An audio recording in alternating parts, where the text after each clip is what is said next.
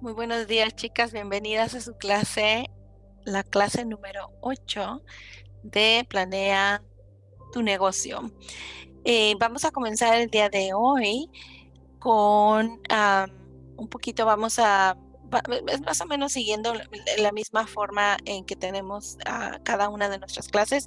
El día de hoy vamos a tener a un invitado especial de la Biblioteca Pública de Chicago, que nos va a enseñar acerca de cómo encontrar información. ¿Se acuerdan que esta clase la teníamos para para la clase 5? Pero como la Biblioteca Pública no pudo hacer em, la clase ese día, entonces la cambiamos para el día de hoy. Así que el día de hoy vamos a tener la presentación de que era para la clase 5 y va a estar muy interesante. El único pequeño inconveniente es que la clase va a ser en inglés y vamos a tener un traductor, una persona también de la biblioteca que va a estar haciendo la traducción ah, en ese momento. Entonces, este, pongan mucha atención, por favor. Y voy a parar ahorita la música porque yo creo que va a ser mejor. Em, entonces vamos a tener esta presentación con la traducción en vivo también de, de Glenn, la persona que viene de la biblioteca pública am, de Chicago. De todas maneras, aunque tengo algunas de ustedes no están en Chicago, de todas formas sí van a poder tener acceso a esta información. Le pueden preguntar a él directamente cómo pueden sacar la información si ustedes no pertenecen a la Biblioteca Pública de Chicago. Por favor, háganle esa pregunta porque algunas personas que no tienen la tarjeta de la Biblioteca Pública de Chicago, tengo entendido que sí tienen acceso a esta información, que sí la pueden sacar. Entonces, pregúntenle por favor ahorita en un ratito que Glenn haga su presentación, ¿ok? Entonces, bueno, vamos a comenzar con nuestra clase del día de hoy. Segundito. Ok, perfecto.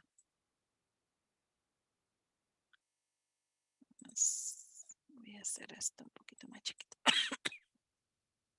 Ay, disculpen. Ok, bueno, entonces, pues vamos a seguir con nuestra clase de Planea tu negocio. Espero que hayan hecho su tarea. Que quisiera preguntarles que aquellas personas que hicieron, bueno, estas son las cosas que vamos a hacer hoy, ¿verdad? Quisiera preguntar a las personas que hicieron su tarea, que ahorita si me pueden compartir información de qué fue lo que sucedió, si es que tuvieron chance de hacer la tarea, espero que sí.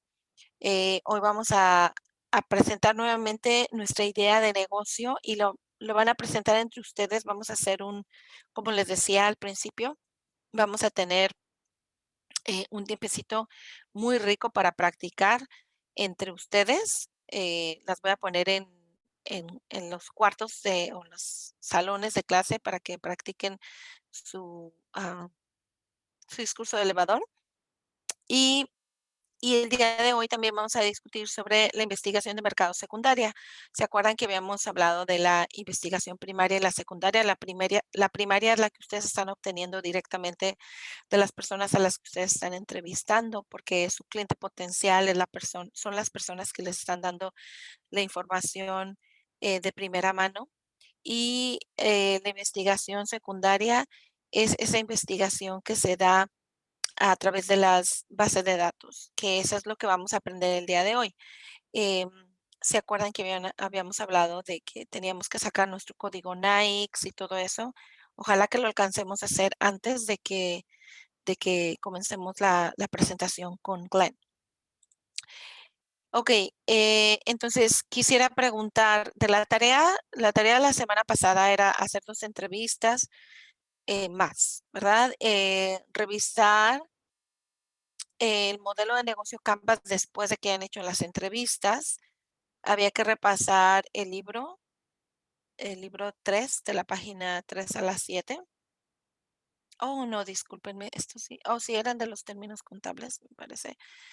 Am, Crear la tabla de costos de la página 19 a la 25, también del libro 3, y seguir trabajando en sus planes de negocios. Yo tuve reunión con algunas de ustedes la semana pasada. Muchísimas gracias por poner tiempo conmigo. Desgraciadamente ya esta es mi última semana en WBDC, así que no voy a poder ver a ninguna de ustedes esta semana, pero ustedes pueden agendar una cita tanto con Ivonne como con Minerva. Y sí, les exhorto por favor que hagan eso para que puedan revisar su, su discurso de elevador, porque lo van a presentar ya la siguiente semana. También para que presenten su plan de negocios, que lo trabajen con ellas, lo platiquen. Como les dije, yo voy a comenzar a otro rol en otra compañía. Entonces voy a estar fuera de WBDC, pero vamos a estar trabajando mano a mano con WBDC. Pero esta semana no voy a poder ver a nadie y por eso es muy importante que se reúnan con cualquiera de las dos. También vamos a tener a Fernanda Rodríguez, que ella también va a estar ayudando en la transición de que llegue la nueva persona.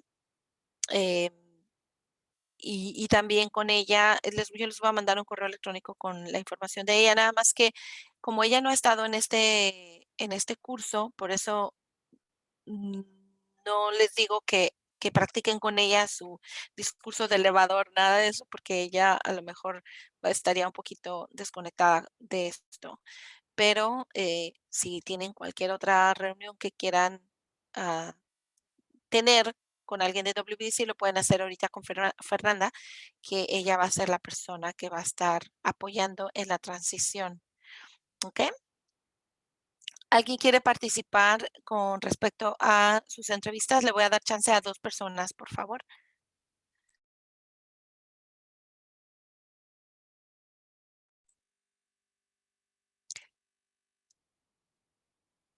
Pueden poner on mute.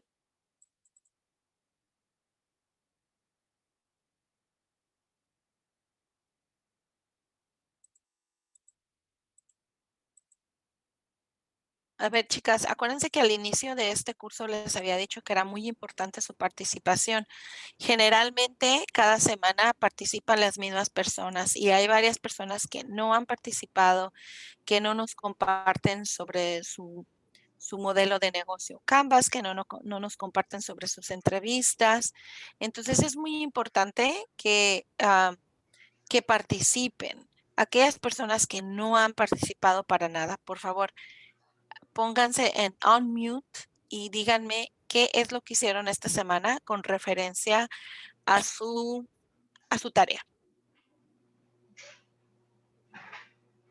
Buenos días. Hola, Buenos Katy, días a buenos todas. días. ¿Cómo están? Buenos días. Mira, Alex, Hola. yo estuve, bueno, yo en mis redes sociales hice preguntas a las personas que me están acompañando y una de las cosas que me di cuenta que tengo que trabajar bastante es en en educar a las personas en qué son las rosas preservadas y cuál es su proceso, porque muchas personas me estaban diciendo que yo hago la preservación de las rosas y en sí la preservación se hace en la finca.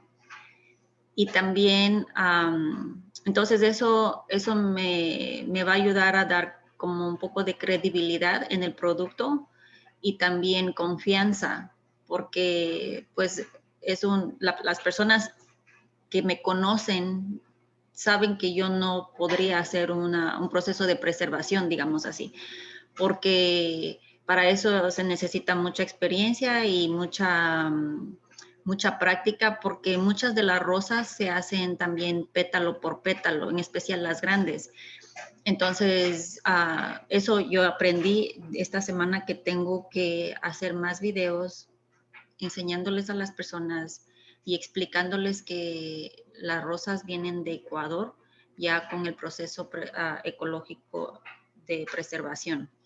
También cuando estuve entonces trabajando mi modelo Canva, Te lo digo como lo estoy haciendo, porque le he ido agregando cositas en la hoja de papel, pero sé que tengo que hacerlo en la computadora, pero no tengo en la computadora, lo tengo en hojas de papel. Bueno, la idea es que después de que tú hagas tus entrevistas, Ujú. ese modelo de negocio Canvas va a irse modificando. Sí, Entonces, eso es lo importante, que tú te des cuenta que ya cuando estés entrevistando y la gente te esté dando información, tu modelo de negocios Canvas va a ir cambiando. ujú, Entonces, por ejemplo, tú te has dado cuenta que es importante que eduques un poquito a la gente con referencia al proceso de las flores, ¿verdad? sí, Entonces, lo que yo te sugiero es que, por ejemplo, hagas un mini speech cuando vayas a hacer tu ah, preservación. tus Ok, entrevistas. Cuando vas a entrevistar a los clientes potenciales, tienes que, una de las preguntas puede ser si ellos saben qué son las flores preservadas y a ver qué te dicen, ¿verdad? sí, la Entonces, si te mayoría me contestó que no sabían y otras personas me dijeron que no habían escuchado esto hasta que yo lo presenté. y es lo mismo que yo te dije, ¿te Ajá, acuerdas? Yo nunca sí, había escuchado y me encantó. Entonces, exacto, entonces, como es algo muy nuevo, entonces tú puedes hacer algo súper, súper, súper, súper chiquitito, o sea, platicarles, mira, las rosas preservadas son esto, se hacen en la finca donde se cultivan y y se utiliza un proceso ecológico, algo así, ¿verdad? Entonces, algo súper chiquito para que les puedas hacer las entrevistas, porque si les haces una mega presentación de lo que pasa con las flores, entonces eso puede hacer que la gente no se interese y no tenga tiempo de contestarte las preguntas. Por eso es importante que sea pequeño. Entonces, si te das cuenta que las personas sí saben sobre este proceso, entonces procedes luego a hacer las preguntas y no les platicas nada sobre el proceso de preservación. sí. Y otra cosa también, bueno, ahora que ya la gente está vacunada, entonces también uno de los lugares que yo tenía mis canales de venta, digamos así, el principal es mi website y las redes sociales, pero ahora como ya el COVID tiene cura, digamos así, entonces también estoy buscando la manera de poder presentarme físicamente en otros lugares que hacen, como los hoteles, muchas veces tienen a veces ferias a la entrada de sus hoteles, Ujú. entonces eso también estoy checando. Sí, con mucho cuidado, nada más, Sí, protegiéndose. Muchas gracias, Katy. gracias, Ale. Gracias, gracias por compartir. Ok, a ver, y entonces, por último, nada más va a haber chance ahorita solo dos, pero como vamos a tener, como les dije, vamos a tener la actividad entre ustedes, entonces sí vamos a tener tiempo de que practiquen. Em, entonces, a ver, Carla Che, si quieres, puedes compartirnos algo, unos 2 minutitos. Hola, buenos días a todas. Ajá, buenos días. Sí, mira, yo mandé el cuestionario por correo electrónico. Hubo personas que me contestaron por correo, por WhatsApp, y alguien por ahí por escrito, ¿no? Que tuve la oportunidad de ver un par el fin de semana, ¿no? Y y una de las cosas que sí descubrí es que sí había una aceptación en una de las preguntas, que yo puse que sí les gustaría tener una opción vegetariana o vegana. Y en las dos fueron, o sea, opciones que sí las consideraron, que sí les gustaría tener. Esa es una. Otra, la preferencia de comer en familia. Esa fue algo que yo tenía todavía mis dudas, pero sí fue. Y la segunda fue en pareja. o sea, la primera opción fue en familia y la segunda en pareja. Este, otra de las cosas que también se me hizo interesante es que las opciones de cupones era que sí, o sea, sí había gente que sí usaba los cupones cuando la verdad que yo tenía una percepción muy diferente de esa opción, ¿no? Pero sí hubo gente. Y sí, uno que otro por ahí me dijo que no, ni siquiera habría los cupones, ¿no? Pero sí, eso era lo que yo quería compartir, que sí, que descubrí que sí había, o sea, a que la gente sí le gustaría no solo comer carne, sino también comer una opción vegetariana o vegana, ¿no? Y eso está perfecto porque, por ejemplo, ya cuando uno está pensando, ¿verdad? En el negocio, perdón, en el modelo de negocio Canvas inicial, el tuyo, no había esa opción, ¿verdad? La opción era las deliciosas carnes, los cortes riquísimos de carnes. Entonces, no había la opción vegana, pero entonces ahora que ya platicaste con tu cliente potencial, que tú ya sabes que tu cliente lo que necesita o lo que está pidiendo es tal o cual cosa, entonces es muy importante porque entonces ya tomas en cuenta esta otra opción y dices, bueno, yo no había pensado esto, pero ahora puedo también ofrecer este otro tipo de producto y explorar esa parte, ¿verdad? Exacto, sí, o sea, obviamente que lo principal son las carnes, pero o sea, no está la opción vegana o vegetariana, porque Ujú, las dos sí o sea, en muchos casos las tacharon, ¿no? ujú. Y dijeron sus porqués. Está perfecto. Eso está Entonces, perfecto. sí, Y tú puedes checar los porqués y entonces también tú ver cuáles son sus porqués y si esos porqués te pueden arrojar información interesante para que hagas cambios que te puedan beneficiar. Y la idea en general para todas, chicas, es que se haga esto, que cuando ustedes estén presentando, Carlita, ¿te pones porfa sí, en sí, sí, que se perdón. oye el eco? Gracias. Entonces, gracias por participar, Carlita, y por darnos la información que es buenísima. Entonces, es muy importante, chicas, que esta información la puedan seguir obteniendo por Pero, parte de... perdón, Berito está es la que está haciendo el eco. Oh, espero. A ver. Oh, ok, ok. Ok, Vero Campos tenía fuerte ok. Gracias, Katy.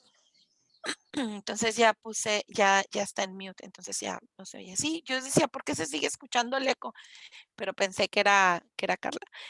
Ok, no había visto que había otra persona unmuted. Entonces, bueno, entonces esto es para eso es para lo que nos sirven las entrevistas. Así que, chicas, por favor, no dejen de hacer sus entrevistas, ¿ok? Hay que seguir haciéndolas y aunque se termine el curso, síguenlas haciendo, por favor, ¿ok? Bueno, em, como les decía, aquí en esta parte que hice tomando acción, pues obviamente cuando estamos haciendo estos cambios es que nos va, ay, perdón, ay, estoy un poco congestionada que me dio alergia. Este, nos va a tomar, vamos a empezar a hacer esos cambios en nuestro modelo de negocio Canvas, porque nos va a estar arrojando información nueva, ¿ok? Reafirmando lo que ya teníamos y a lo mejor haciendo ciertos cambios o tal vez cambiando totalmente lo que habíamos pensado. Pero eso es muy bueno porque estamos haciendo la investigación de campo, ¿verdad? Bueno, entonces, lanzando tu negocio. Y como les decía, las primeras impresiones eh, que tenemos de nuestros clientes es lo más importante, ¿verdad?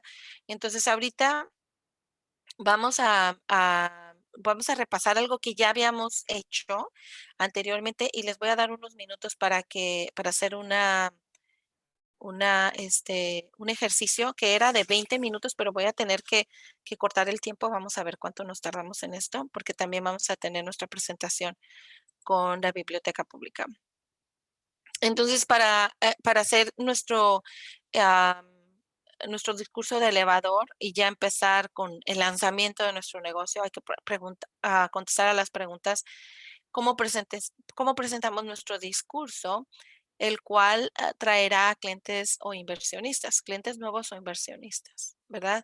Como les habíamos dicho, como ya les había mencionado, menos es más. Entonces es muy importante que tengan esto en cuenta. No estar hablando tanto, pero sí deben de tener en cuenta que hay que dar la mayor información posible, pero tampoco a dar tanta información que se nos pierda nuestro cliente o que se nos pierda el inversionista en el mar de información, ¿ok? Por eso es muy, muy importante. Debemos de conocer a nuestra audiencia. Ya hemos hablado un poco acerca de, nuestro cliente potencial, nuestro cliente ideal. Entonces, el día de hoy, como les decía, vamos a hacer esta investigación de mercado, la investigación secundaria de mercado, y va a estar muy, muy interesante y esto nos va a dar más información acerca de nuestra audiencia y cómo sacar esos datos que son importantes para conocer a nuestra audiencia lo mejor posible. ¿Ok? Debemos de crear una historia convincente y aquí también vamos a hablar de la empatibilidad que vamos a tener con nuestro cliente.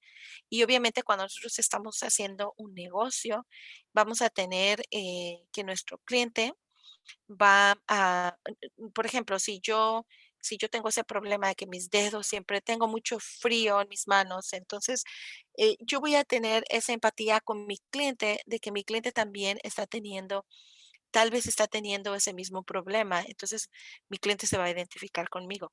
Entonces, vamos a crear una historia convincente que no sea muy fantástica, muy así. Debemos de tener esa empatía y esa conexión con nuestro cliente. Tenemos que practicar, ¿verdad? Práctica, práctica, práctica. Tenemos que practicar mucho nuestro discurso de elevador. Tenemos que hacer muchas entrevistas. Necesitamos ah, pues prepararnos, ¿ok? Promociónese a sí mismo como una persona de negocios inteligente y experta en su negocio. Y eso es muy importante. Cuando nosotros estamos preparando nuestro plan de negocios, entonces eh, conocemos mucho más sobre nuestro negocio, cosas que a lo mejor no conocíamos. A lo mejor yo ya tengo experiencia haciendo pasteles, pero ya cuando hago mi investigación voy a aprender otras cosas que yo no sabía. Entonces me voy a hacer más experta, ¿no? Entonces eso es muy importante.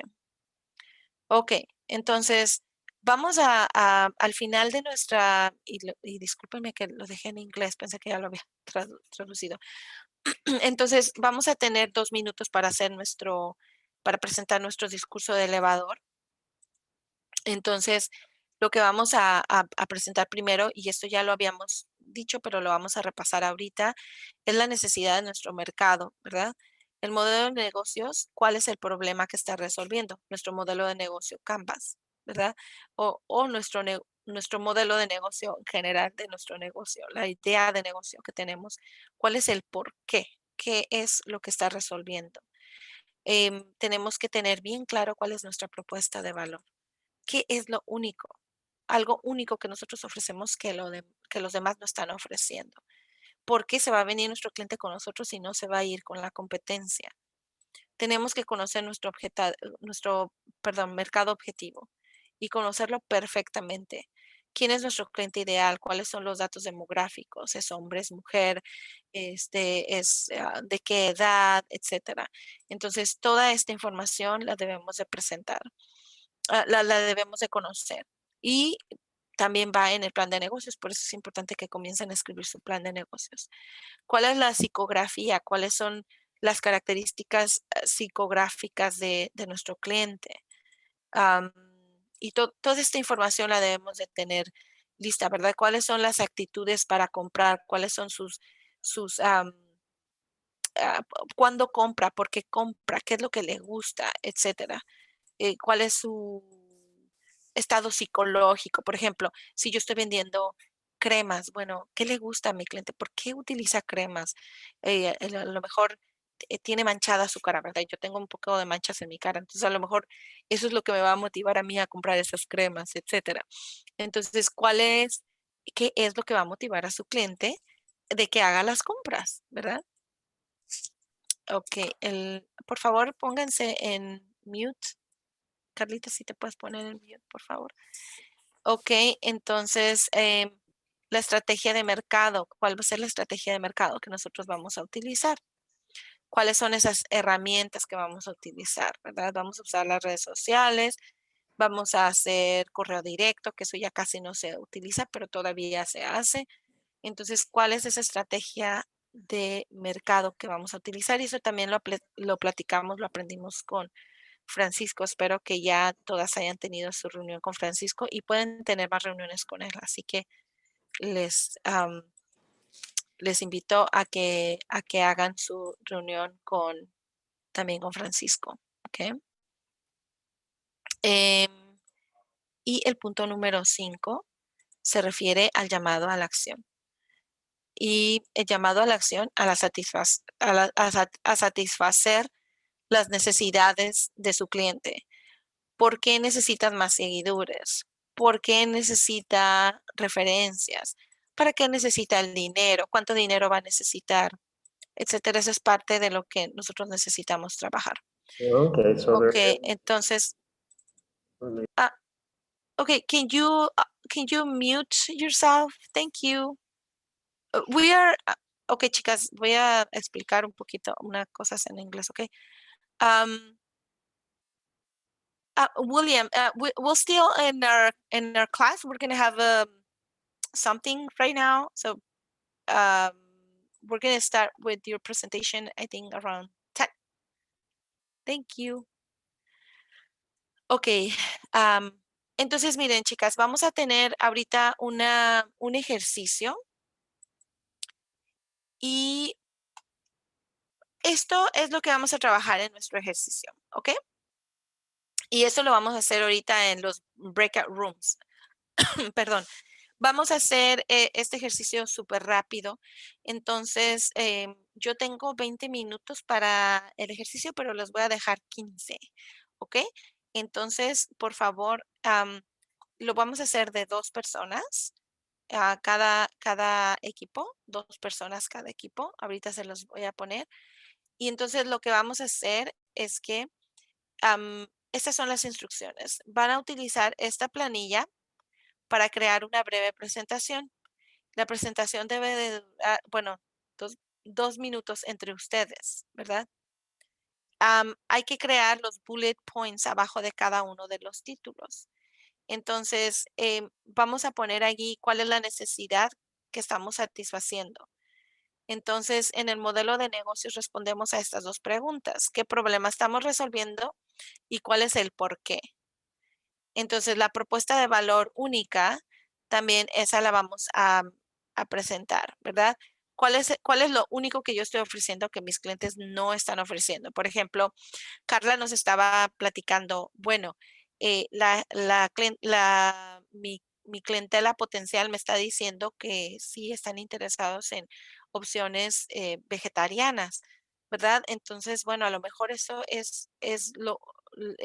esa propuesta es una de las propuestas que me va a ofrecer, que me hace único, ¿no?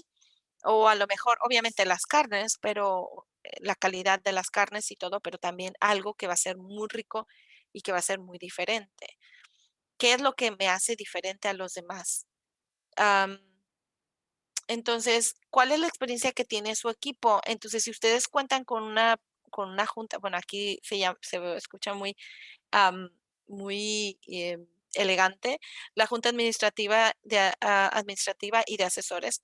Entonces, si ustedes tienen su grupo de personas con las que estén ustedes trabajando, incluso con ustedes mismos o ustedes mismas, ¿qué experiencia tienen ustedes con referencia a este tipo de negocio que es el que ustedes están proponiendo? Y eso es muy importante porque de la experiencia pueden surgir, de la experiencia personal pueden surgir propuestas muy interesantes. ¿Cuál va a ser el mercado objetivo? Entonces aquí vamos a hablar de su cliente ideal. Quién es su cliente ideal, cuáles son los datos demográficos y como decíamos, cuáles son esas características psicográficas de su cliente ideal. ¿Por qué su cliente va a querer irse con ustedes y no con la competencia? Y por último, la llamada a la acción. ¿Cuáles son esas necesidades que ustedes van a satisfacer? Entonces, por ejemplo, si tienes ese problema, tal problema, aquí está mi tarjeta, ven y visítanos, etcétera. ¿Ok? Entonces, esto es lo que hemos estado trabajando todos estos días. Entonces, les voy a dar 15 minutos para esta actividad, por favor. Tómense esos 15 minutos para que trabajen ah, con su pareja. Ahorita los voy a poner en los breakout rooms. Un segundito.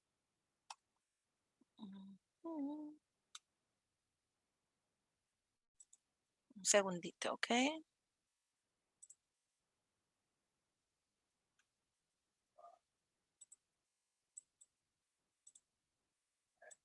Ahorita los voy a poner en el breakout room. Y es muy importante, a ver, es muy importante, chicas, que participen, ¿ok? Participen, participen, participen. Manualmente. Ok.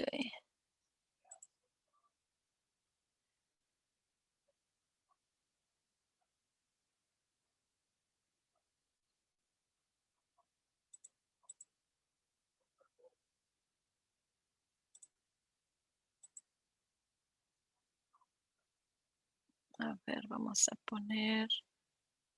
ah,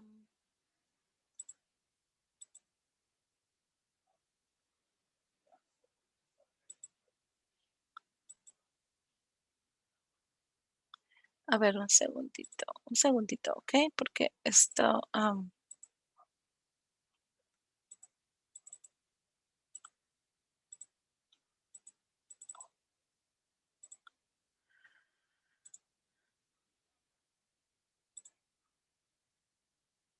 ay, Dios. Yo me A fui ver, y después me trajo te- otra vez. sí, sí, sí, es que lo que pasa es que no me está dando la opción de darles, de ponerlas en diferentes Rooms. cuartos. Ok, Ajá. ahorita voy otra vez a ver. A ver, un segundito, chicas, ¿eh? Porque no me está dando la opción de ponerlas en diferentes cuartos. Y Verónica, yo te puse en un cuarto, si te puedes, am, ahorita que les ponga los voy a poner en un salón, las voy a poner en un salón a cada una, y entonces ahorita que las ponga en el salón a cada una, le van a dar clic donde dice join y se van a ir al salón con ah, su partner, ¿verdad? Con su pareja. Y entonces van a trabajar unos minutos, nada más. Les voy a dar 15 minutos, ¿ok? Y luego vamos a tener la presentación de las personas que vienen de la biblioteca pública, ¿ok? Ok, ahora sí. Recreate.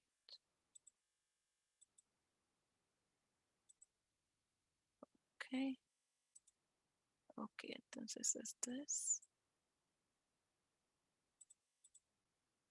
Ok. Room two.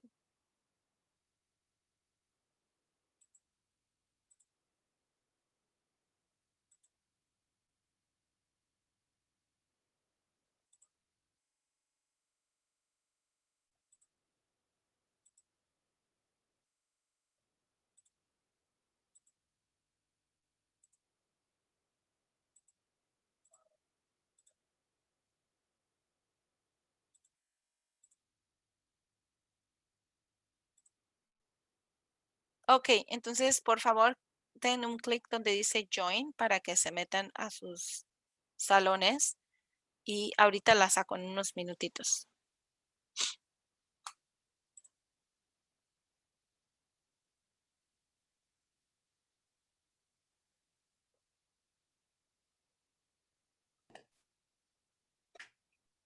Hi, Miss Alejandra. How are you today? Good, how are you, Miguel? ¿Todo bien? Sí, no quería interrumpir, por favor, discúlpame. No, no te preocupes, estoy esperando, nada más me quiero asegurar que todas ya están en el... Sí, todas ya están. Oye, muchísimas gracias por tu ayuda. Anteriormente nosotros teníamos personas que... A ver, voy a poner en pausa el recording mientras. Dame un segundito. Es que tengo dos, ¿cómo se dice? Pantallas. Entonces, a veces me hago bolas con todo. Ah, bueno, no encuentro aquí la opción. Ok. Pausa. ¿no? De aquí alrededor de Ujú, mi competencia. muy bien. Y pues que obviamente que una de las cosas que se agregarían, que sería algo como de valor, sería considerar la opción vegetariana y vegana por la respuesta que tuve, ¿no? Obviamente no va a ser lo principal, Ujú, o sea, pero a lo mejor uno o dos opciones que va dependiendo cómo sean aceptados porque la opción vegana no es barata. Este, exacto. entonces, no podría tener un menú que compitiera con el producto principal, que son los diferentes tipos de carnes, ¿no? Perfecto. Y eso es muy importante. Sí. Muchas gracias, Carlita. ¿Alguien más que quiera compartir? ¿Quién quiso? Perdón, ¿tuvieron algún problema para hacer la actividad? Sí, nosotros el audio. ¿Con quién te tocó? Creo que Erika Hoyos. Oh, ok, pero no pudieron hacer entonces No, sí lo hicimos, pero el audio fue una dificultad porque a ella se le cortaba la voz o yo no oía bien, no sé qué fue, pero el audio. Oh, ok. Entonces, Erika no lo pudo hacer. Sí lo hizo, pero se le cortaba la voz. Entonces sí Oh, se ok, hizo, pero ok. o sea, ya como para la presentación final nomás como checar ese punto, ¿no? Ok. Sí, chicas, Ale, para perdón, te dejaron un mensajito ahí en el chat. sí, ya lo, a ver, un segundito. Yo creo que ya lo acomodé. Oh, sí. Hello, I'm still. Okay, Glenn, I made you co-host. Give me 1 second and I'm gonna introduce you, okay? Thank you so much. Ok, chicas, bueno, entonces, muy importante, por favor, necesitan tener la siguiente semana, tener una conexión buena, asegúrense que su conexión de internet es buena, que se escuchan bien, que escuchan bien ustedes y que su micrófono sirve, ¿ok? Porque vamos a hacer nuestra presentación. Ok, bueno, pues el día de hoy tengo a ver un segundito. Ay, tengo la dicha de presentarles a una persona que nos va a ayudar, que se llama Glenn Woodside. Glenn, I don't know if I pronounced that well. Can you let me see. Miss Alejandra, I forgot to ask if you have an interpretation icon for Zoom.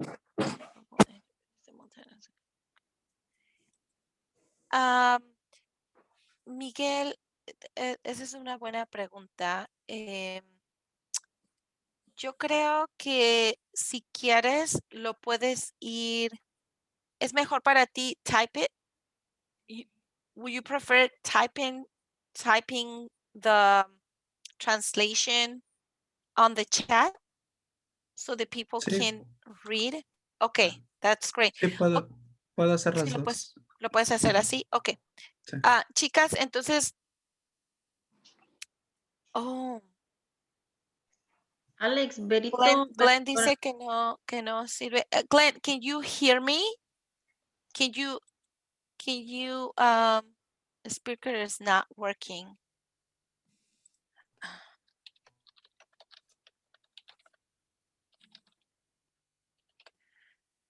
Oh.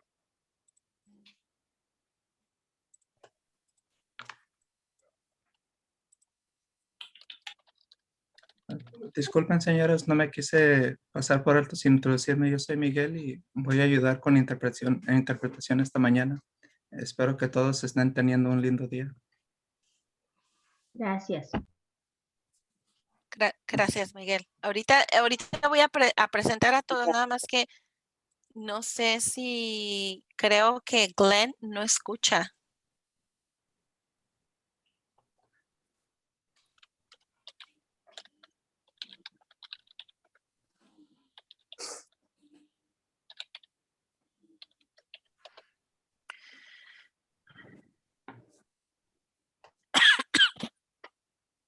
Un segundito, por favor.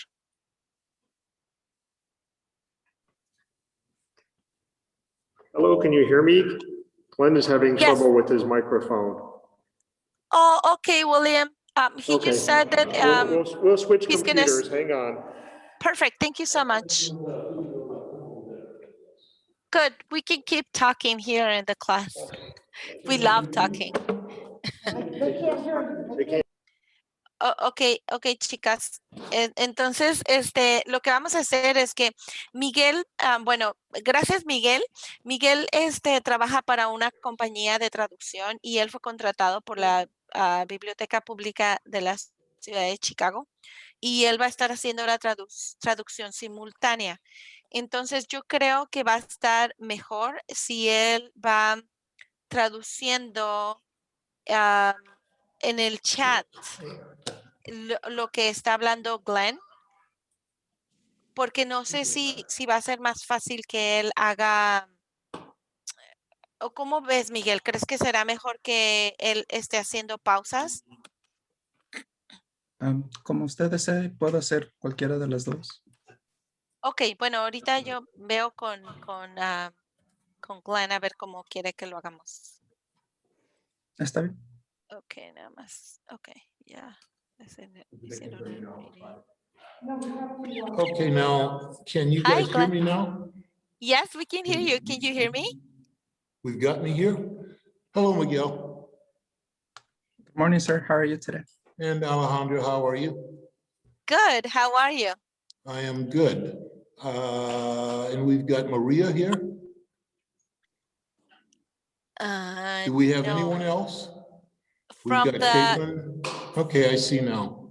From the All right. library, I only got Okay, you I'm gonna and go William. away with the audio and try to bring up some. This was already loaded. Oh, You really? don't need to do that. Okay, It's on the desktop. Click there. okay. First thing, Desktop. okay, I see. Good, okay, I'll let this Creo go que no right nos now. escucha bien. And what I want to do is bring up,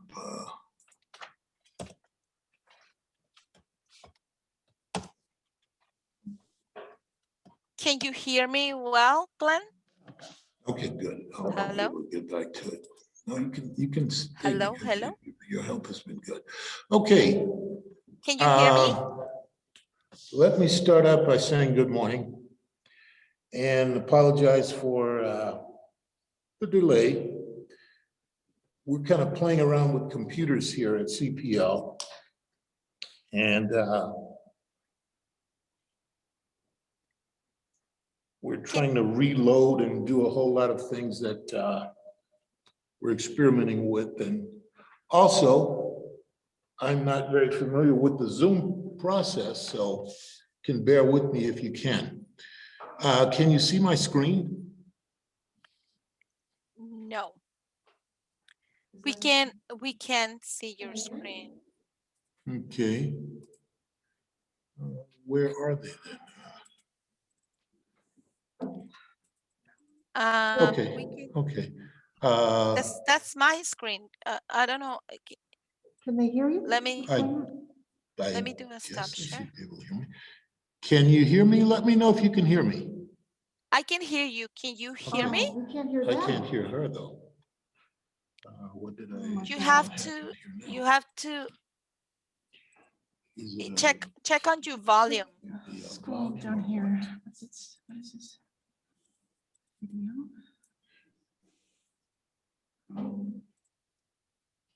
Share screen. Yeah, you want to share your screen, but why can't we hear them? We're not ready for this. Check on your volume. Hello, hello, hello. 1, 2, 3. 1, 2, 3. Mándale mensajito, Oh. Alex, porque no nos oyen, dice. Sí, pero no, tampoco ya le mandé mensaje, pero tampoco me contesta el No te mensaje. lee. Oh. There, our volume's down low. Hello, can you speak? Yes, 1, 2, 3. Excellent. Okay.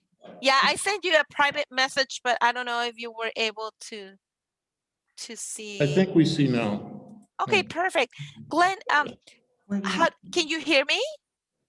We can hear you. Perfect. How would you like to do the translation? You wouldn't be like pausing during the presentation, or you prefer Miguel to type everything you're talking? He can do. Miguel, what would work for you? Either one of the two works, Mr. Glenn. If you want to speak and I type, that's one benefit, so I don't interrupt you. Or if you would like to pause, sir, that's fine as well. It's up to you, sir. Well, I'm going to do a lot of pausing and you can do the typing. And I think what we'll try and do is see where it works out in the middle. And as long as I can hear you guys, I think we'll probably be okay. I will try and make sure that I'm listening to you and you're listening and pausing with me. Is that good? Oh, you know what? Yeah, and Okay. yeah, that's great. And if you want to share your screen, that is a green button. I made you co-host already. So that's Okay. a green button that says share screen. You can just click on that one and just Okay. select the screen that you're going to be sharing. Oh, is that what we're gonna- Yeah, so you have to select the screen you want to share. Oh, yeah, this one. Okay, so each screen I want to share, I go in there. Yeah, Okay, good. Okay, good. There we are. And you have to forgive me because I'm new with this Zoom and Zoom procedures, so I'm kind of going along to learn. So let's kind of get started with some ideas of what your class can absorb from the library and a visit to the library, either via video or coming in person. What I'd like to do is introduce you to a couple of databases from the Chicago Public Library and a few databases that are in public domain that are out on the internet for anyone to use. A lot of the things will be from the Bureau of Labor Statistics, and they're easy to find. And after this presentation, what I can do is I can send you copies of the things that we've looked at. can we take a break to let them translate? And where's the translation screen? We go into here to look at. He's typing the translation to Spanish. Okay, good.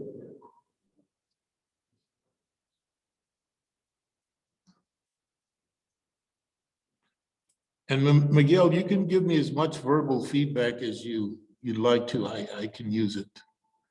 Oh, thank you, sir.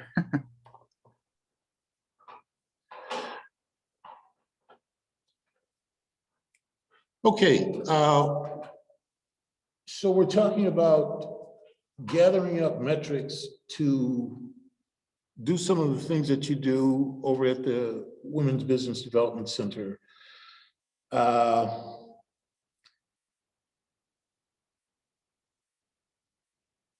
Doing your SWOT analysis, looking for metrics, looking for data, et cetera, et cetera.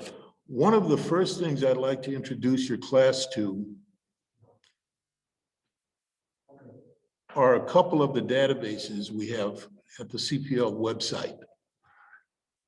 And we can get to those by going through the online resources link, which we have online resources. And I don't expect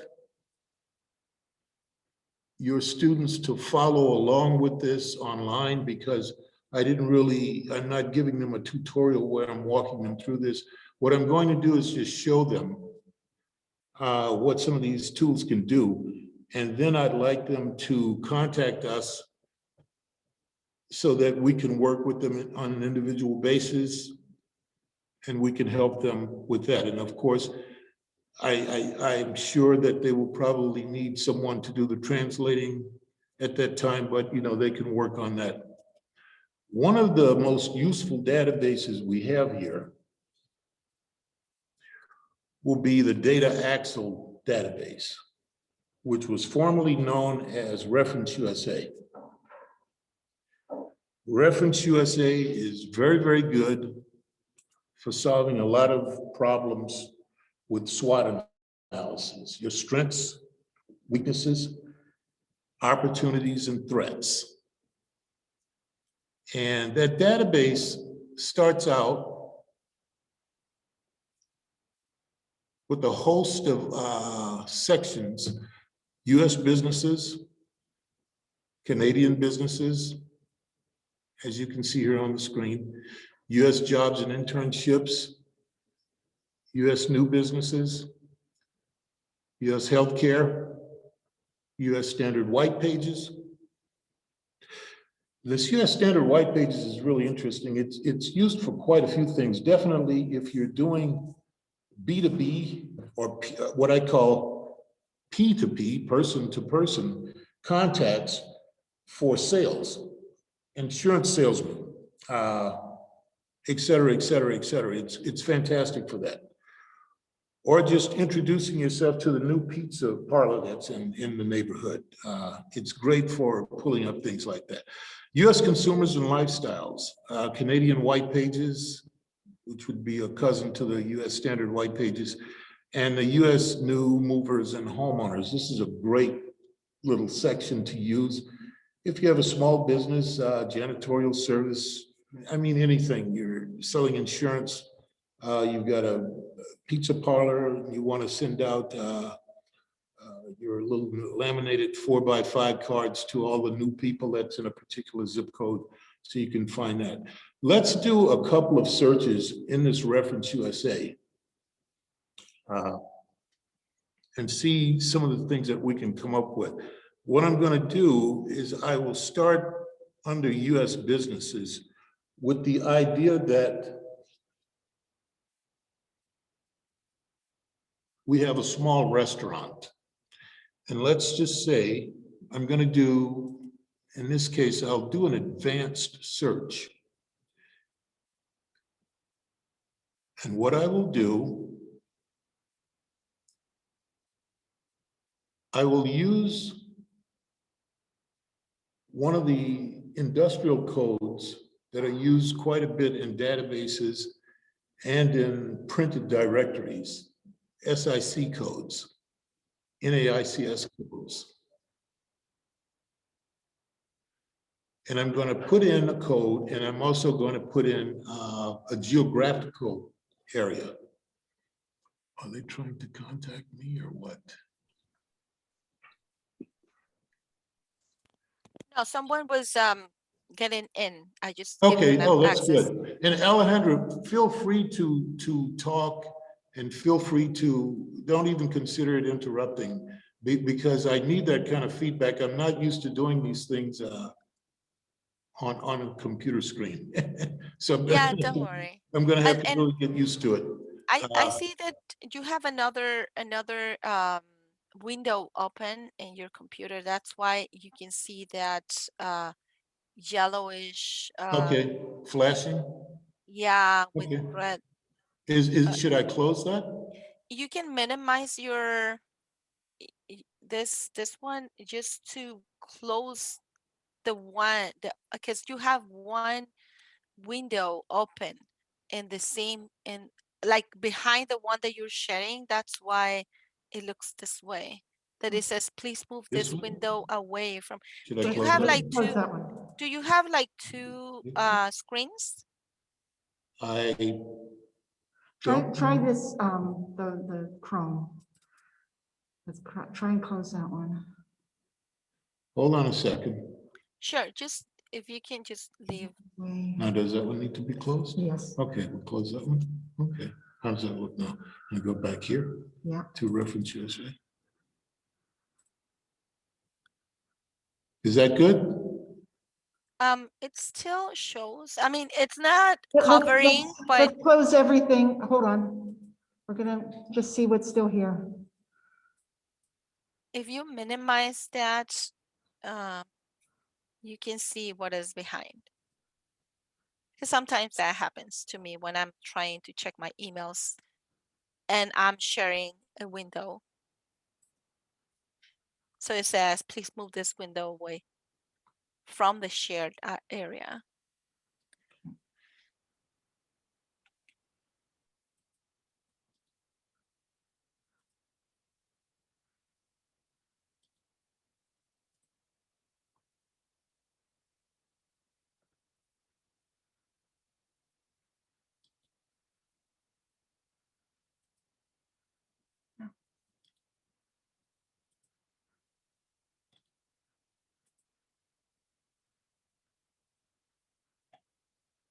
Okay, all we're showing is one browser and Zoom.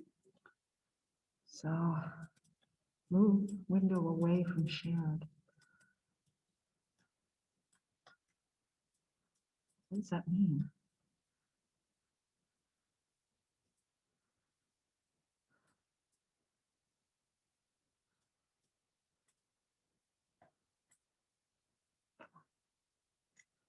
Why is this so hard?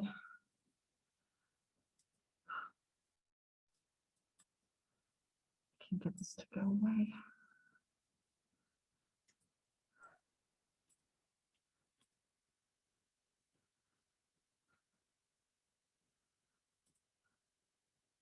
I mean, you can continue with the presentation, and if this bothers too much, I can let you know. Because that's a window that you have open in the same area that you're sharing. Mm. We just don't see anything. Okay, let's do something. I'm just, is it okay? You can do a stop sharing and then reshare again. Okay.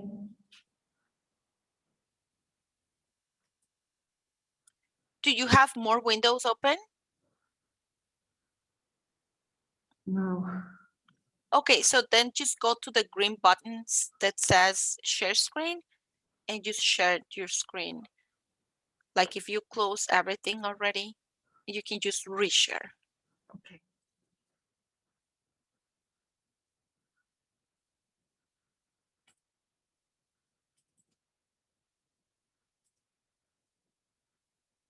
How's that? There you go. It doesn't show anymore. Okay. Thank you. Let's move this over. Oh, it shows again. Oh, okay, we don't want to start video then. I guess we're gonna, okay, that's the problem is that we tried to do video and screen share. So if I don't do video, is it working? No, let me just do, Okay, we'll try again. okay. Wow. Apologize. Do you have something else open in the same computer? No, all that is closed. It's all closed. Okay. I mean, So then just do the share screen again, and I think it's gonna be okay.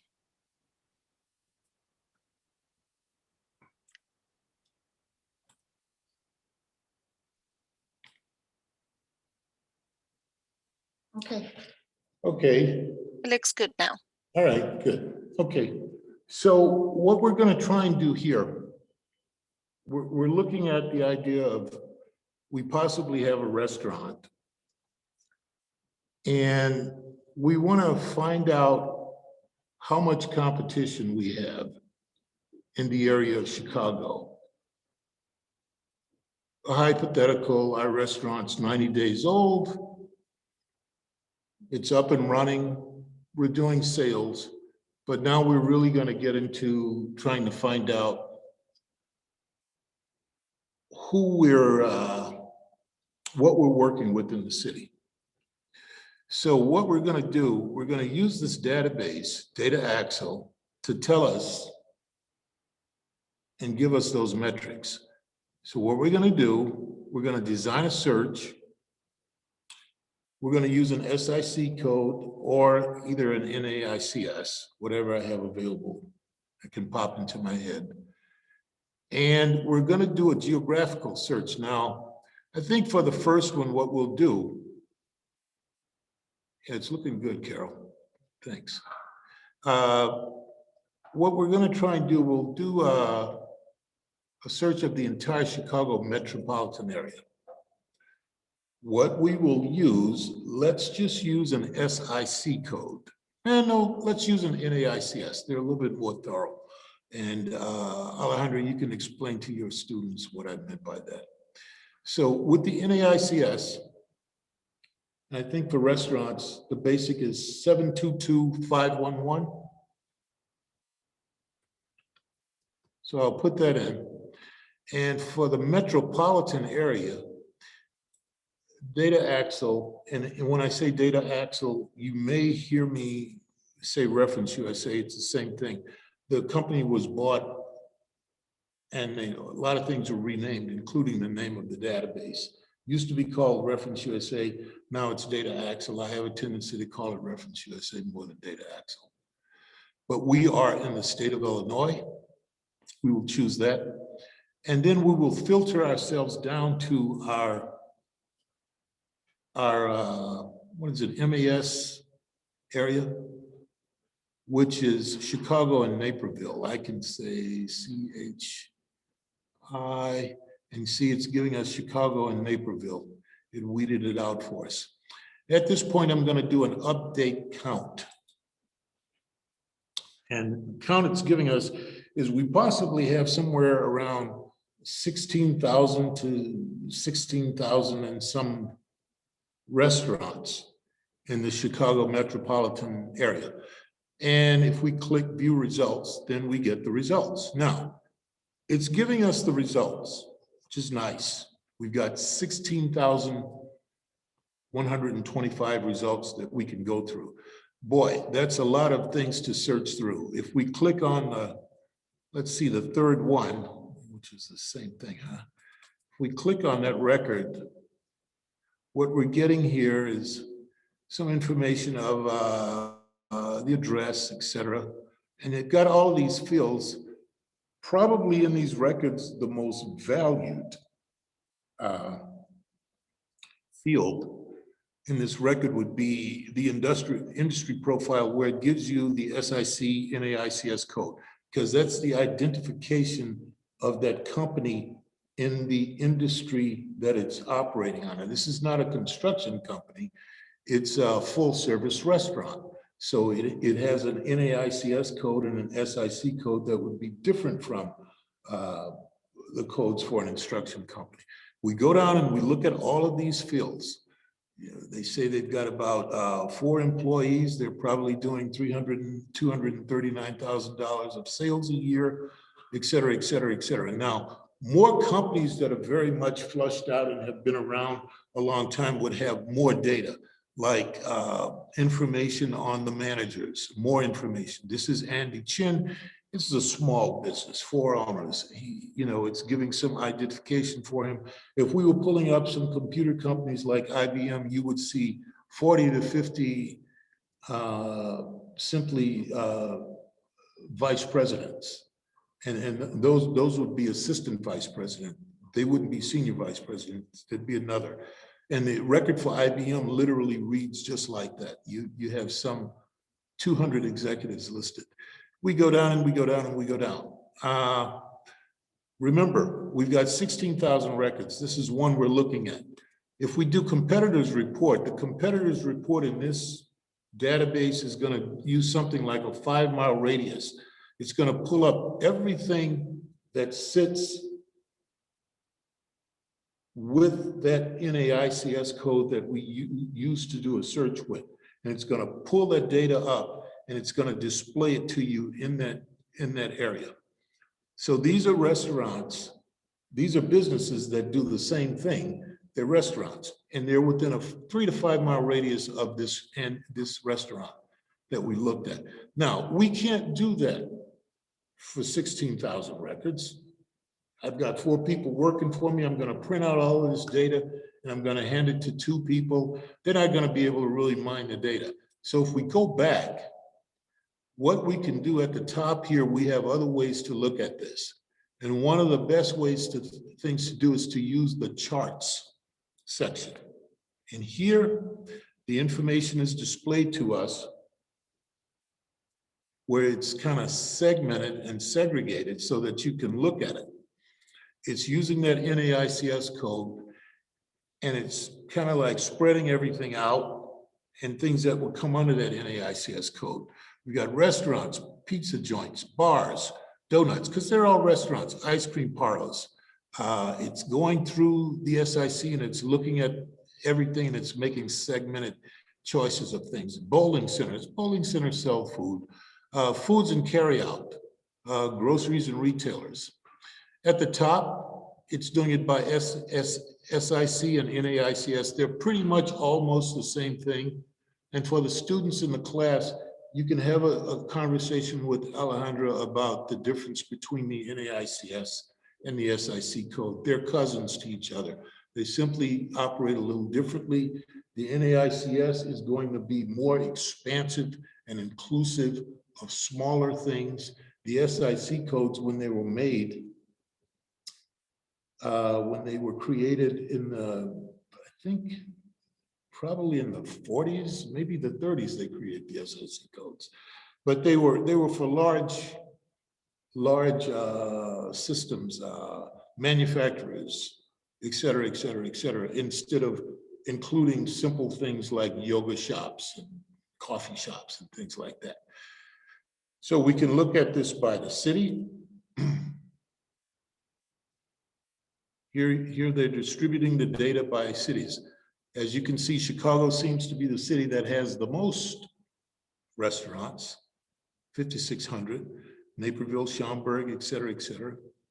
We could look at this data by zip code. Once again, it's distributing the data by zip code. And to the right here, if you would click on, you see a zip code that you're interested in. If you would click on the data from the right, that has a number, those are the number of entities for that zip code, it would bring it up. This is 60625, 166. If we hit that 166, and here those restaurants are listed here. We've got a data distribution by sales volume, which can also be very interesting.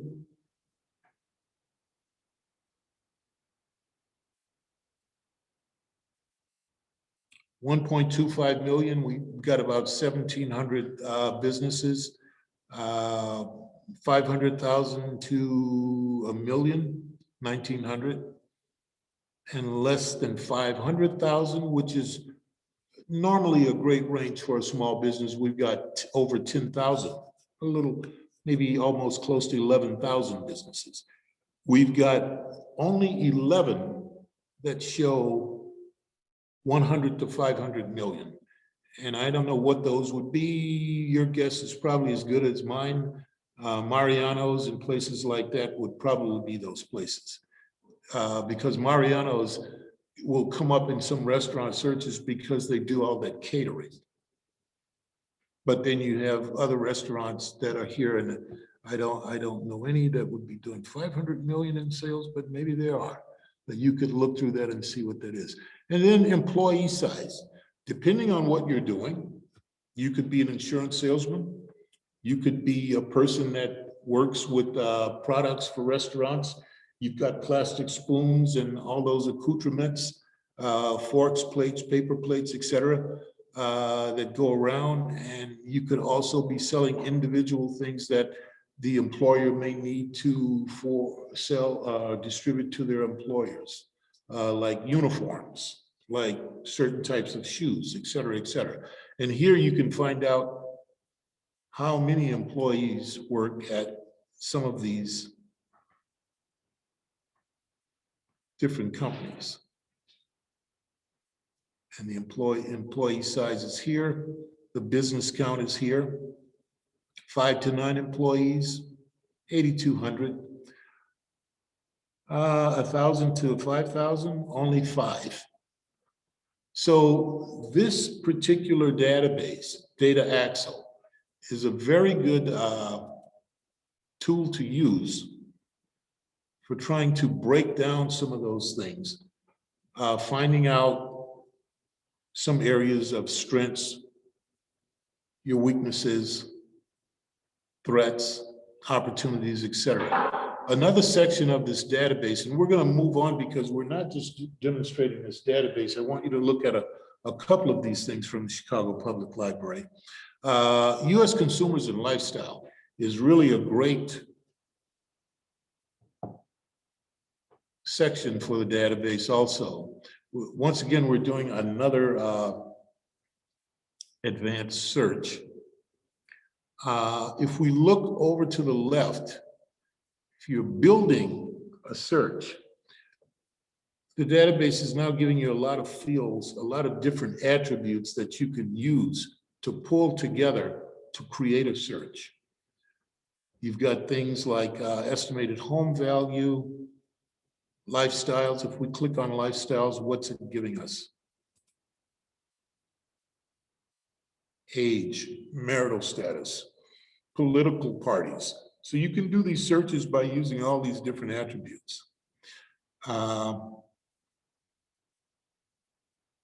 you can fill them in to do a search. Let's just say, let me see if I can do one with the ethnicity.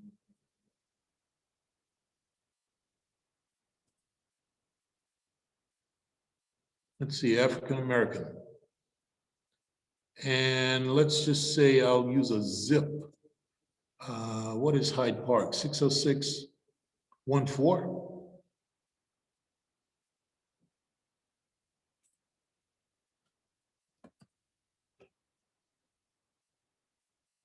Now I think what here we won't get, I think it's going to give us a graphical presentation. We've got 700 and some hits that it gave us. And when it shows us a summary, what it's going to do is it's going to give us a range of income for that group of people. Now, let's just say, suppose, since I'm looking for African Americans, and I know Hyde Park zip code is 60035 and 40. 60040. I'm going to do Hyde Park simply because what I want to do is find out how many people are there. And I'll do charts because I have a specific product that I probably want to sell. And I want to know, maybe I'm selling roofs or water heaters or something like that. And I want to know the home value. So it kind of starts out with giving us some of that data here. And then it goes on and gives you a number for some of the value of those homes. 100,000 to 125,000. Got about 38 hits that I could make for sales. And if I wanted to directly contact those households for that product, well, I've got their names and addresses here. Usually phones aren't listed, but we've got some of that information that we could use to make out our direct marketing flyers. If I see, we've got, if I wanted to look at homes that are around 350 to 400, we've got about 1,000 people. So here we go. We could split this up. We could do a little direct mailing campaign and go through and print it out, mail things out. So a lot can be done with data Axle and Reference USA. One more thing, let's just take a couple of minutes and look at one more section. The US Standard White Pages. Let's just say we've got a Sam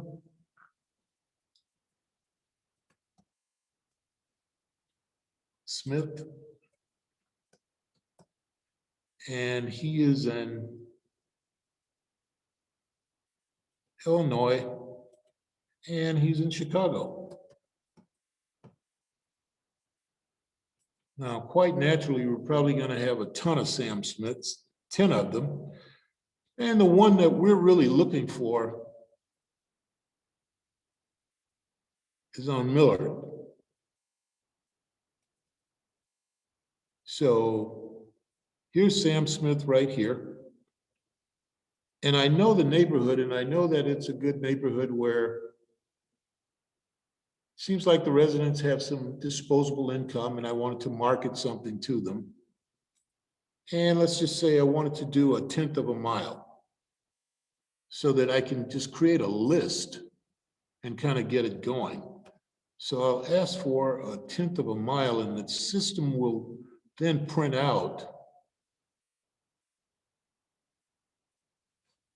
other residents that are in that area of that zip code.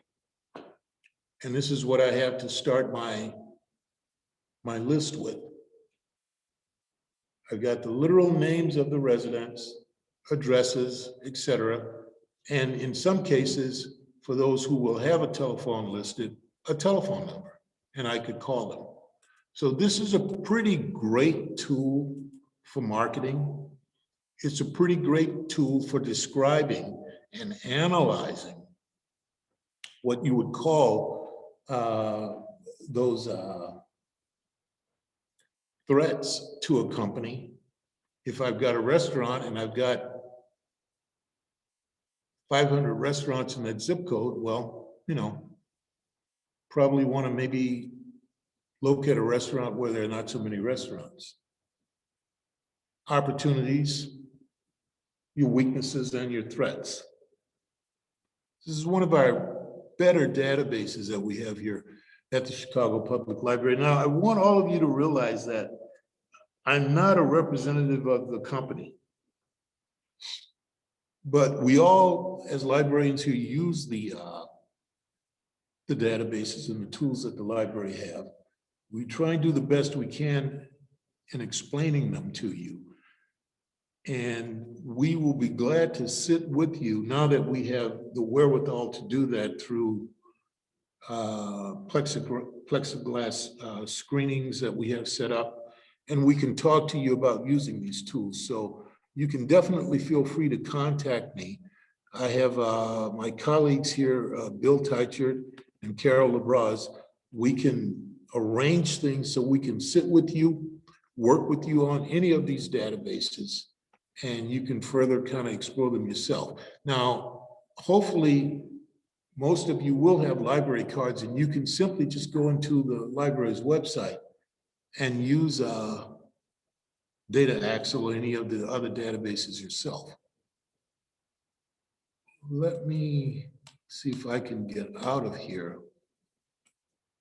And what I'll try and do, some of our other resources, another good resource to use, ABI Inform is a great tool to use for looking up articles on subjects, individuals, current events, current topics, et cetera, et cetera. We started our kind of research with the theme of owning a restaurant. So we'll kind of keep it in that vein. We're now in something called ABI Inform. And it's part of a suite of databases created that's owned by a company called ProQuest. And the library leases this database like it leases Data Axle for its library members to use. So you're definitely available to use this one. Going back to restaurants, let's just say we'll do a search. Chicago, CHICAGO, is that the right way you spell Chicago? Restaurants.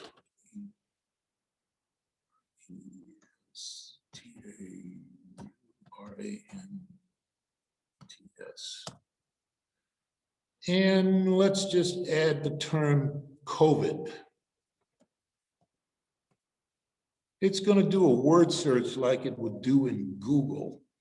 And what it's going to do in this case is it's going to go through all 40 of those databases that it's affiliated with, and it's going to put those three terms together and see what it can find. And I'm not going to put any restrictions on it, although when I do search, I always like to click that little button under there that says let me go back because I forgot.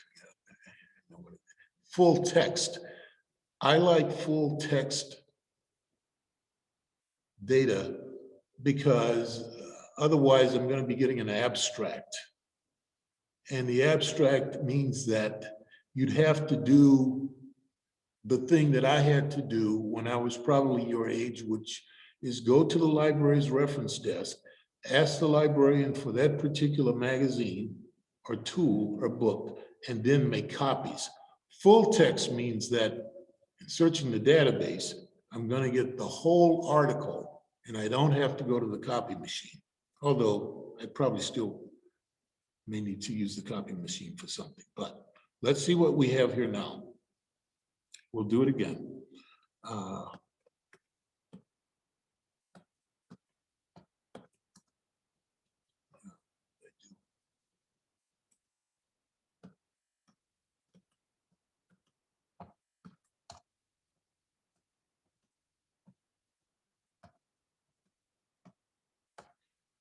And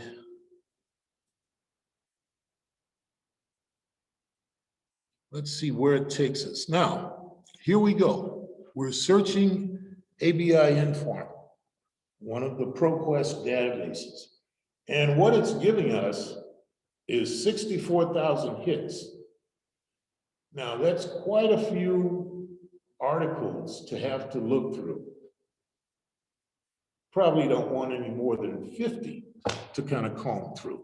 So what we'll do on the left-hand side here, what we can do, we can kind of narrow this down. And the way we do that can start with sorted by relevance. We want the most recent articles first. We can do that. We're not finished. We know we have full text. We don't necessarily need peer reviewed. It's when you're writing and you're probably a scholarly researcher, et cetera. But what we're going to do, we're going to go into source type and we're just going to request magazines.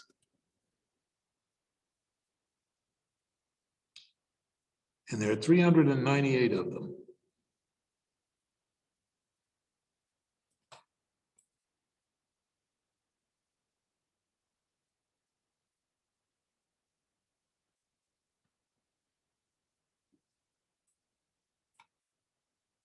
And we'll apply it. And so now that 64,000 has been reduced to 398. Let's see if there's anything else we could do. There would be. We could go to publication date and we could request simply the last 12 months of articles that were written. and it reduces it to 317. That's still a lot.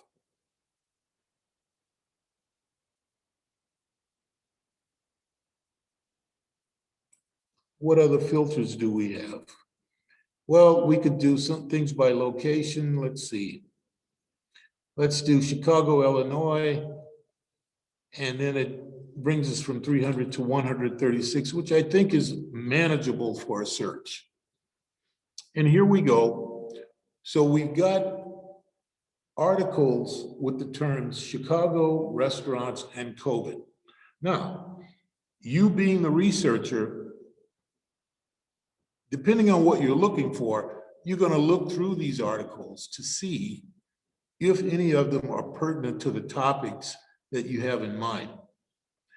You can take your time and scroll through, etc. Let's call up one.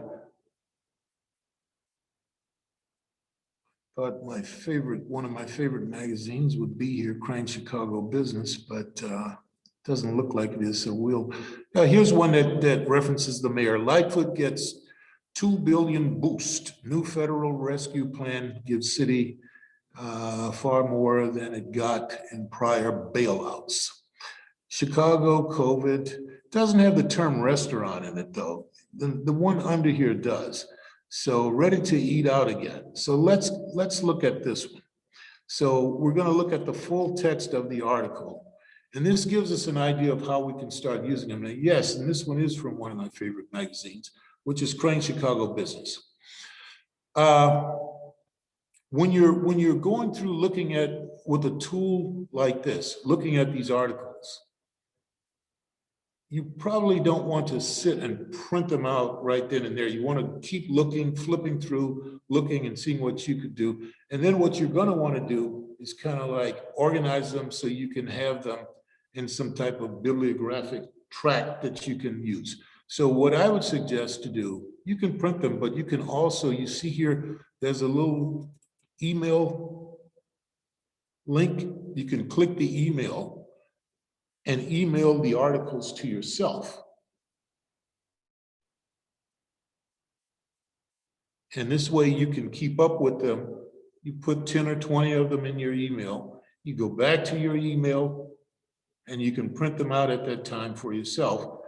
You can also share them with your research partner. In this case, we're talking about small business owners. A lot of times small business owners have a partner, and you can share these articles with your business partner. So this tool, ABI Inform, is quite a useful thing to use. You can kind of go through and play with these things yourself and see how they work. And I won't ever pass by the chance of inviting you to the library so you can sit with us and we can help you walk through these things together. So this one was ABI Inform. By the way, this list that we're looking at, A through Z resources, I think with my foggy brain, there are either 82 or 92. I'm not going to try and count them now, and I'm probably off, but there's somewhere between 82 and 92 of these databases that the library leases for use for its citizens of Chicago. So definitely use these databases. Right now on the screen, we're looking at some of the A's, and there's Ancestry. We see 1,000 commercials every week, every day for Ancestry.com. This is it right here. Am I correct, guys? This is Ancestry.com, isn't it? Or is it some other Ancestry thing? I think it's Ancestry.com. But anyway, if you're looking to find your own, parents' background or friends or, spouse or something, this is a place to go. So with all these databases that we have here, they're all not just set up simply for the raw art of business, but there are other things also involved with these databases. Some of them are for adolescent education. Some of them are for higher education. BrainFuse is a great database to use for homework for adolescents. So definitely make use of them. People who are involved in post high school, you know, there are databases here that they use because they're involved with higher learning institutions, et cetera, et cetera. Here's a BrainFuse for job seekers and adult learners. There's a lot of tests and things in here. Business Plans Handbook is a great database for someone who's about to start a business, because this is a database where you can go in and get a lot of business plans that have been written. They were real business plans. The names and identification of the owners have been changed. They were submitted for competitions, et cetera, but they are real business plans that you can, you know, pull up, look at, take advantage of, use them. We have, I think there are probably 60 volumes. I'm probably shorting it, maybe, or maybe I'm overblowing it. But we have the hard copy versions of this, and we also have it online. So you're welcome to come into the library and look through the hard copy versions, but it's easier to look at the online versions of it. And here, let's see, I don't really go to it that much, but here are the online versions. And I'm trying to see, can I find the better presentation for it. But anyway, the PDF file. No, where would the PDF be? No, I don't know. You can play with it and find it. It looks a lot cleaner and neater and nicer than this version. But this is a business plan for a vegetarian fast food restaurant, which we had at Kramer's, which was a great vegetarian place before the kids tore it up last year on Wabash Avenue.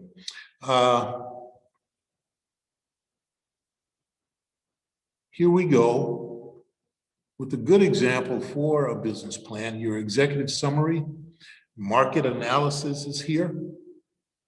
Target market for this would be vegetarians, of course, people who want a different type of diet that's not necessarily meat-based. Your primary competitors, you know, they're doing all of that research. Industry analysis. And so this is a good place to come to get sample business plans that you can use to augment the business plan you already have or the business plan that you're working on. Miguel, are we doing okay?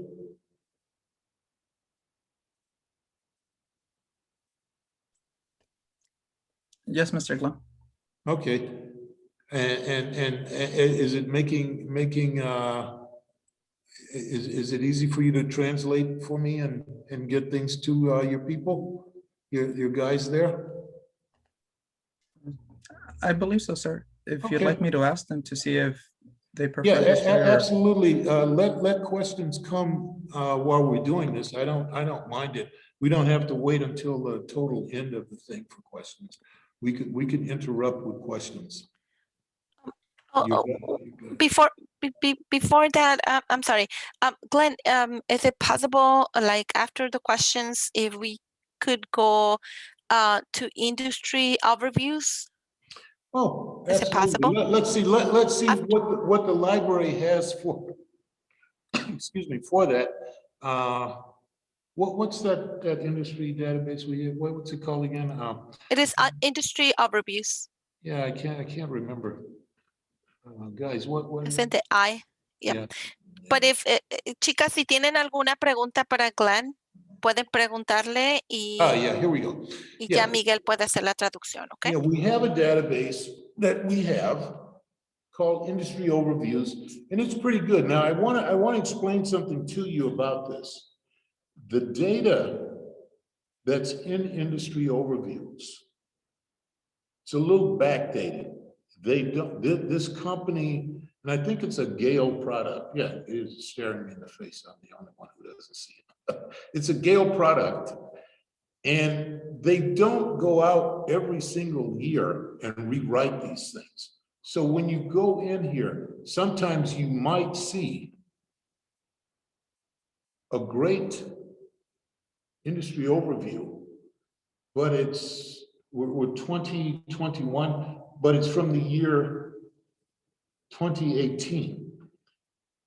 I would still definitely use that data and activate it in what I'm doing, because most of these industries, they're not going to change that much over a 2-year period. It's not like we're in the age of supersonic things where just overnight complete car manufacturing is changed overnight or something. Elon Musk hasn't quite gotten to the point where, you know, he can do these things that he really wants to do. So we won't be switching complete and revamping industries overnight. So the data may be a little dated, but I would suggest definitely use it. So in industry overviews, let's just look up the industry we were talking about. Now, 2 ways to do this. You can use a word search, or in this database, you can actually use the SIC code or the NAICS code. I'm going to misspell restaurants again because I always, for some reason, misspell it. RESTAURANTS.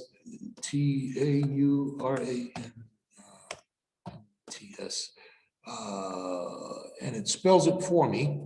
And we will go here and we see what we have here. Now, we have a hit from the global industries and then from the regular American industries. Full service restaurants, limited service restaurants, micro markets, food trailers. Food trailers are a big hit now. So let's look at that.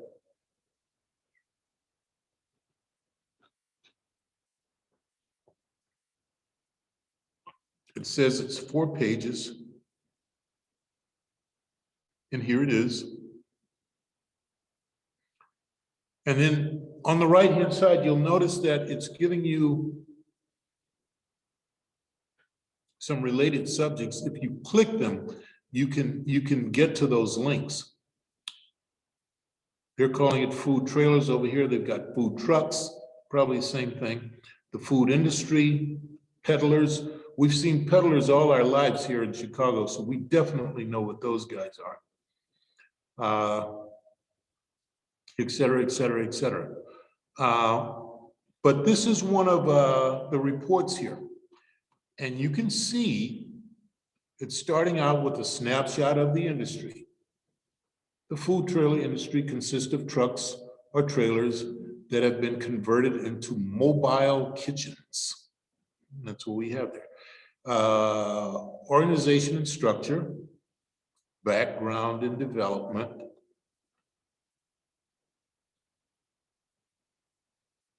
and current conditions. Somewhere on the screen, there's a link for the PDF, but my brain is not picking it up, but I'll probably get it before we finish here today. Because the PDFs look a lot better. They're just more sophisticated.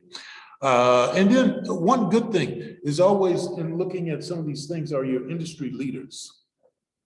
America and the world, and then research and technology. Now, a very good tool for something like this is a nice bibliography.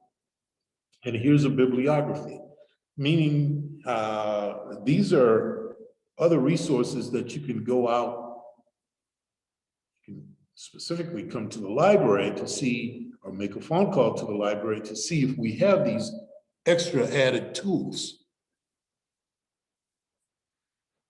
The complete history of the American food trucks. It's nothing. It's nothing.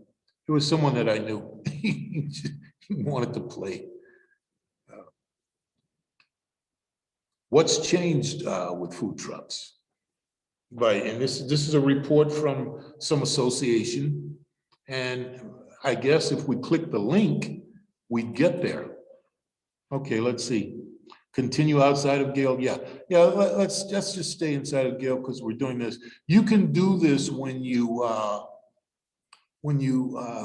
pull these things up yourself and you want to look at them. We did restaurants by doing a word search. Let's do restaurants by doing a search with the NAICS code, and it's 722-511. And let's just do the code. Now you can, of course, everybody won't be just searching for restaurants all the time. I'm just using it as an example here today when we do this. And the NAICS codes seem to bring up some different things, and that's good. We can look here. Full service restaurants was one in our other list. Cafeterias, grill buffets was in the other list, and limited service restaurants were also there. But as in the other one, when we use the full word term, we got more of a list. Here we got a more limited list because the NAICS is being a little bit more scientific. Hey, Bill, what does that number mean over by the more thing? I'm just asking a question because I don't know what I'm doing. What does this number mean? This little thing here? I'm not sure. Okay. Well, we'll find out somehow. Yeah. But anyway, these are our industry overview database. This is a very good database to use. It is definitely something that you want to incorporate in your toolbox for looking up things to add to your strengths, weaknesses, et cetera, et cetera. Probably, I'm going to go outside of our list of CPL databases right now, our A through Z resources. And what I want to do is I want to bring up, if I can, let's see, how would I do that? You know, I think maybe I'll just do it here. I want to bring up a couple of tools that exist out on the internet that I find that are very good for helping to write a business plan, looking for metrics, looking for demographics, looking for consumables and things like that. And consumables is probably not a real business word, but it's one that I may make up and use. And that is one of my favorite little sites at citydata.com. Now, this company has a name, and I can't remember the name now. They used to be in Naperville, and they moved themselves to, I can't remember the neighborhood. It's a neighborhood where I have two friends that live in. It's south, and it's very expensive neighborhood. But I can't remember the name of it now. I can't remember the name.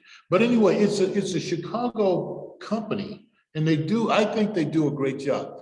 One of my favorite neighborhoods, Hyde Park. I think Hyde Park is 60614. So let's just look. TYDATA. I usually shortcut it by just saying city data. And then I'll give it a city or I'll give it a zip code. And I know the zip code, 60614. So I'm just going to do it this way. Now you can look here, and I can send you a list of these things at the end of the day or something like that if you want them. I'll talk with Alejandra about the presentation, and we'll look at that. But Here we're looking at something that's going to give us demographics. Now, it's citydata.com. You can see it here in the corner. I think I can get rid of the little dancing lady there. But, you know, we're starting out here and it's giving us an estimation of the population of that Chicago neighborhood. And it's somewhere around 73,000 people. Houses and condos, 36,000.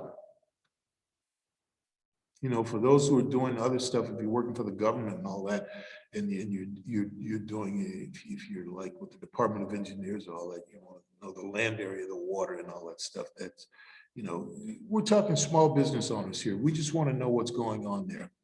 So we're looking here, we're seeing some info on the population and the age, never married, 55%, you know. Zip code for 60614 compared to other things in the state averages. Median household income is above the state average. It says here, Hispanic race population percentage below the state average. Black race population percentage significantly below state average, significantly. Unemployment percentage below the state average in Hyde Park. Is that 60614? I can't remember. Yeah, I think Lincoln Park is 60615. But let's oh, you know what? 60614. I think it is Lincoln Park. So I apologize. I've had it a little backwards. 60614 is Lincoln Park. So, but here's a breakdown of race in Lincoln Park. And that's why it was saying that Black population and Hispanic population was below, because I was having my mind blown a little bit there because I know Hyde Park is. But anyway, forgive me for that. But Lincoln Park is 60614. And here we can see a demographic breakdown of that neighborhood. So if you're going to be doing business there, you know who lives there. We go down further in this thing. We get some ideas of the 2012 tax year, and that's a long time ago. 2014, that's of people who file taxes. You can look through this data. A lot of this stuff, the small business owner won't be totally interested in, but what it does tell a story of that neighborhood. Years that houses were built, you know.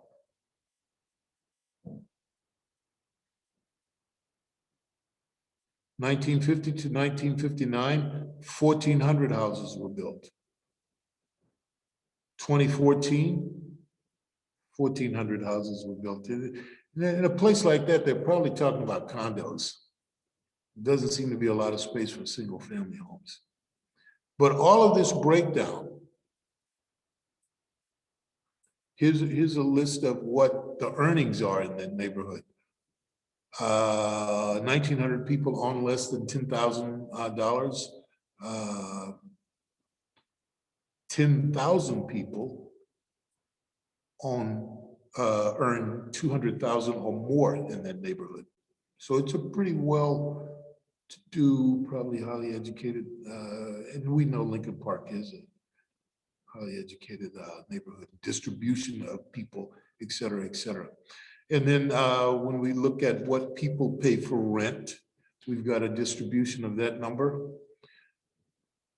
You know, ideas of what home values are in the area, mean prices. This is good not only for realtors, but people that want to sell other things also.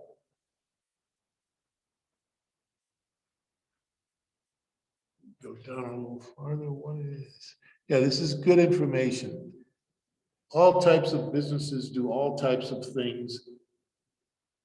Some of your smaller business, they're direct sales to people, and sometimes knowing simple things like how many people in an area own a car. That may be a piece of information that you may want to know. And here's a great place to come to look and find that in this little citydata.com link. Now you can do this we did it by zip. You can do it by city, and you can do it by state. You can do it for the whole state of Illinois if you'd like to. Here's some other information that may be pertinent to those who have businesses that need to know this stuff. Companies with federal contracts located in this zip code. You know, contracts for guns. Contracts for medical supplies.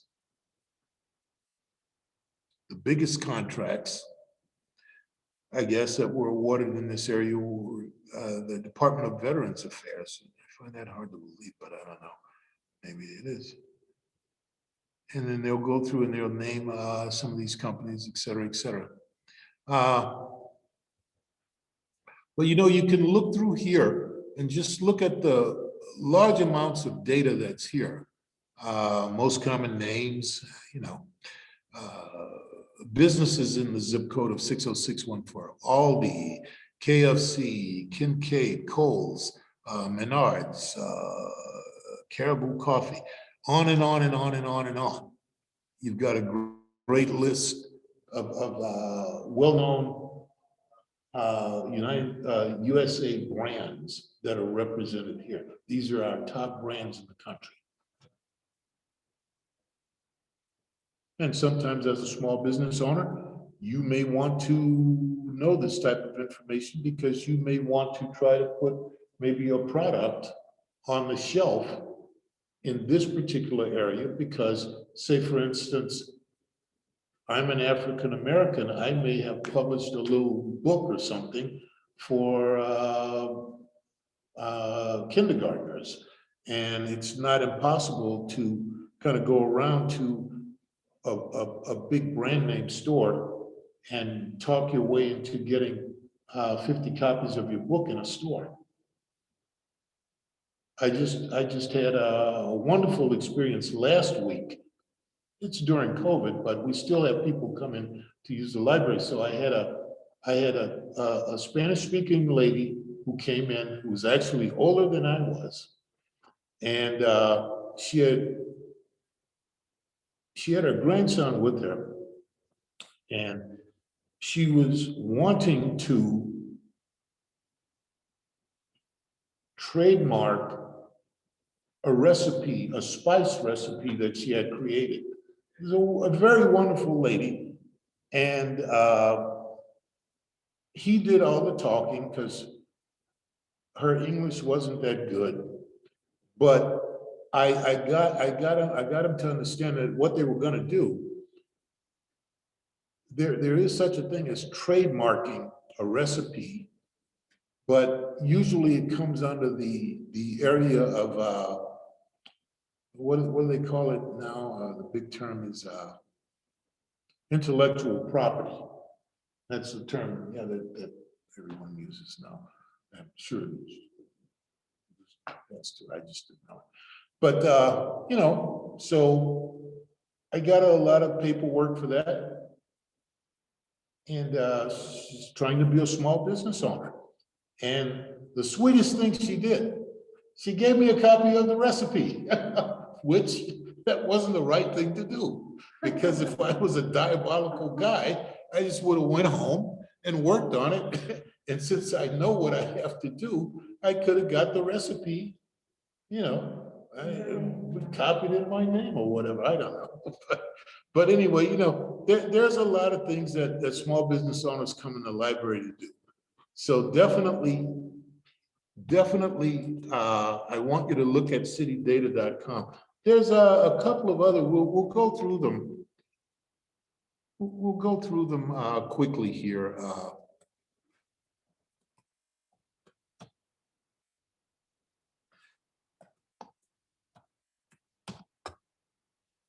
This Data USA. Oh, go ahead. I like the questions. Yeah, I'm sorry. We only have 13 minutes. I don't know if you want to take some questions or you want to do it after this Data USA. Let's the Data USA is very, very much like citydata.com. So what we can do, I can send your guys a list of these things. Let's go ahead and talk. So let's open it up for the questions that we may have. And let's entertain those questions, because I've got 3 or 4 more things to show you. They're adults. They can look at them themselves as long as they have the names. So that would be fine. Perfect. Yeah, Perfect. let's do Yeah, that. if you can send it to, you can send me the list by email. I can just share that list with them. Okay. Chicas, si tienen alguna pregunta, pueden hacer la pregunta en español, y Miguel, que está ayudando con la traducción, puede hacer la pregunta a Glenn y ayudar con la traducción para sus preguntas, ¿ok?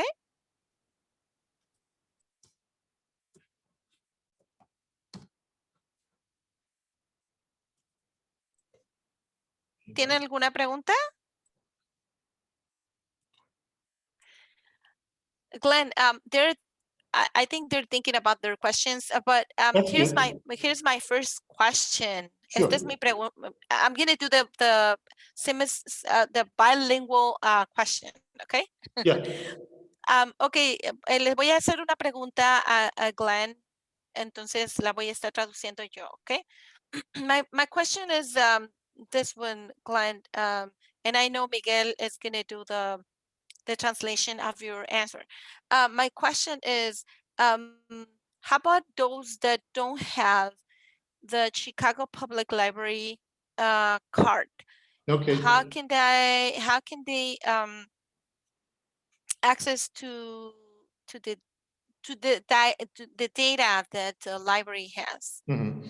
Yeah, and that's the first thing that we should always talk about when we start these things. But I was so befuddled with getting the computer thing right that I didn't open up with that. But let's talk about that. Practically most people that live in the vicinity of Chicago can get a library card. If you're a resident in Chicago, 77 branches?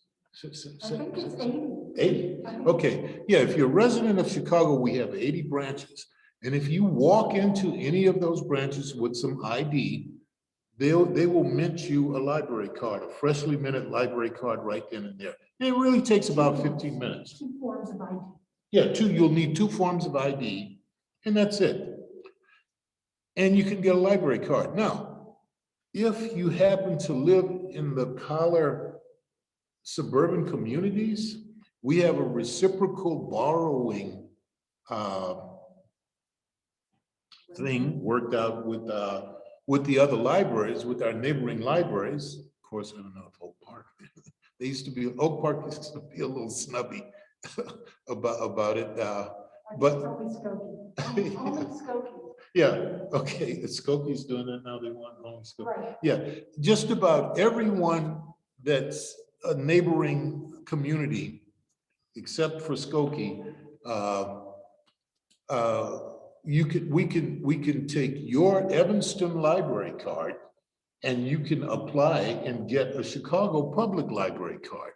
So you see, if you live outside of Chicago, I mean, all the way down to Dalton even, I mean, you know, I'm just thinking of some of the farther away places, you know, and you can still get a Chicago Public Library card. I mean, even there's a list at the bottom. Yeah, as a matter of fact, where they make jokes, even a lot of our neighborhood, our neighboring communities, we definitely love to have other people that have library cards in their community get one of our library cards. And somewhere here, is it here? There's an FAQ for library cards. Oh yeah. Where do we go? Where do we go? Library cards. Here we go. Yeah. And a reciprocal. Reciprocal thing, huh? Let me look here, because we probably have a list of the neighborhoods. But anyway, go to this page. You'll see something that says reciprocal library cards. Reciprocal borrow. We could type in the word reciprocal. You're gonna have to spell that. RECIPROCAL.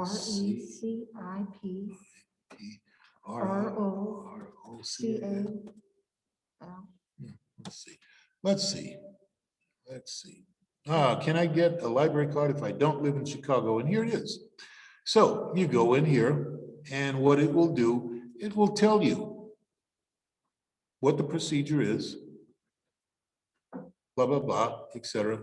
And it'll give you a list of the communities and everything that are associated with this reciprocal borrowing program.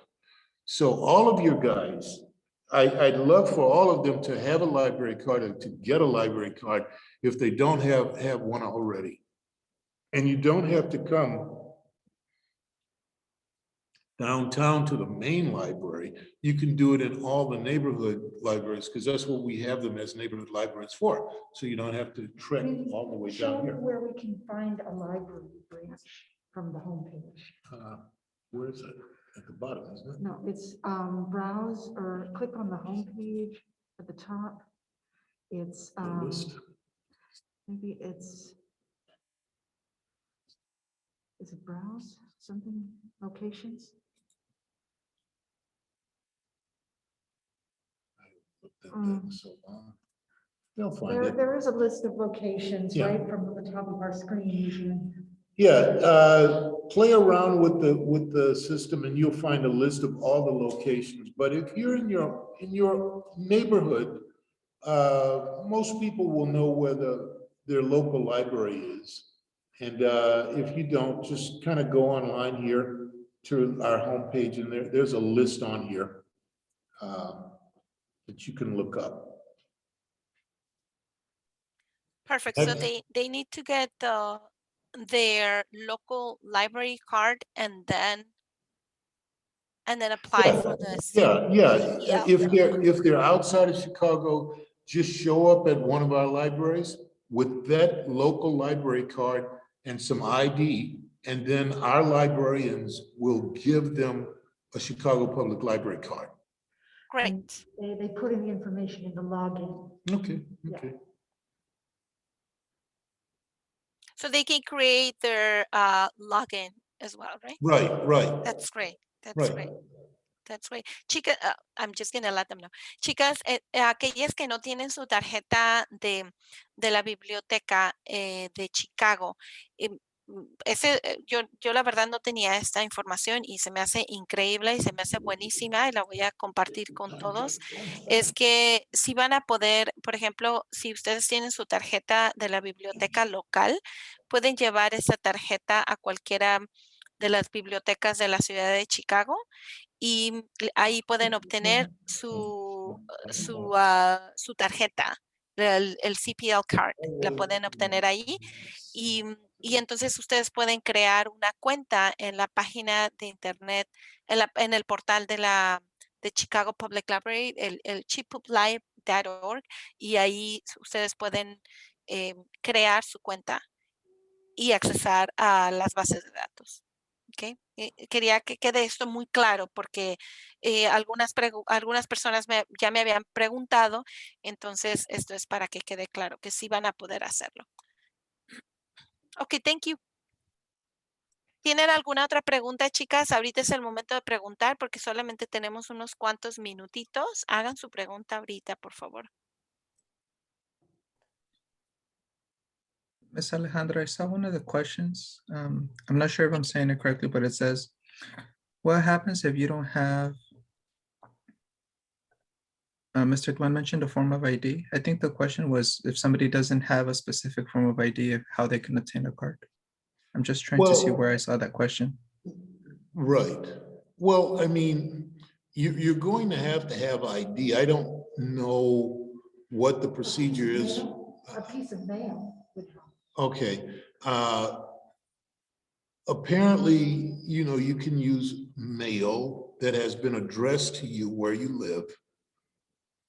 And I'd imagine anything else that you could probably bring into the library to show that you are living with the address that you're saying you're associated with. Release. Yeah, Your apartment lease? a lease is apparently something else that can be used, but a safe way to do this is if you have a question about ID, simply call the library that you're going to walk over to and ask them. Because the people there that process these applications, they'll be able to tell you what you can bring. And apparently a lease is definitely one, and some mail that's been addressed to you, a bill or a statement or something like that. So. Okay, that's great. Thank you so much. ¿Alguien tiene alguna otra pregunta?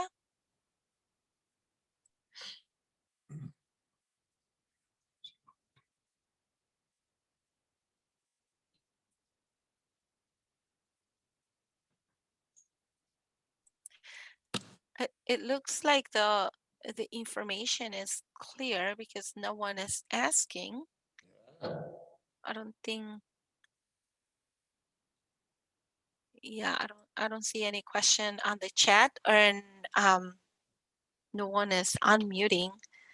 Chicas, pueden preguntar en español y le podemos traducir a Glenn. ¿Tienen alguna pregunta? ¿Está claro todo lo que platicó él?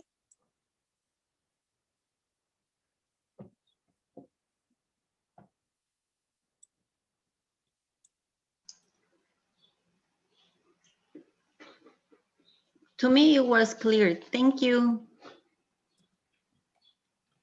Gracias, Katy. Okay, so they're saying that everything was clear. They take notes. That sounds good. Yeah, perfect.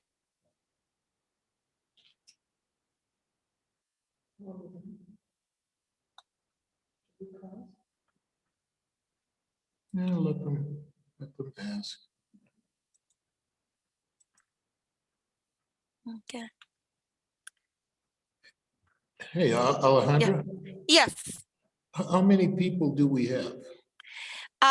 Well, it's a small group. We have 12 right now. Two drop. I don't know what happened. Okay, can we do a short round table?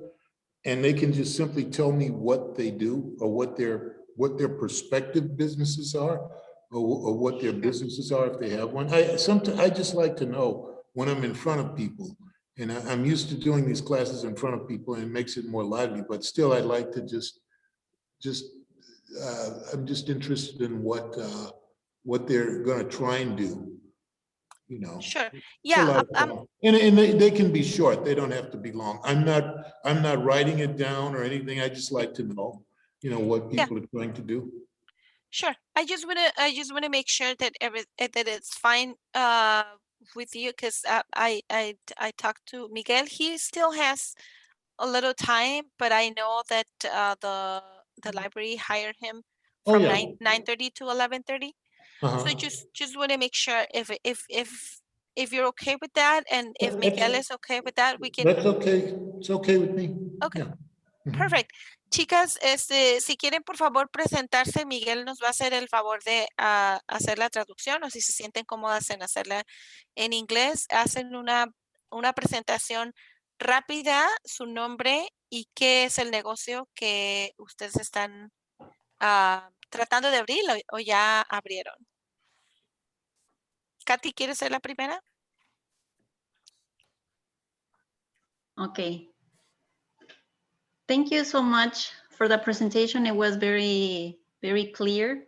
Okay. My name is Catalina Wallerson. I was born in Ecuador.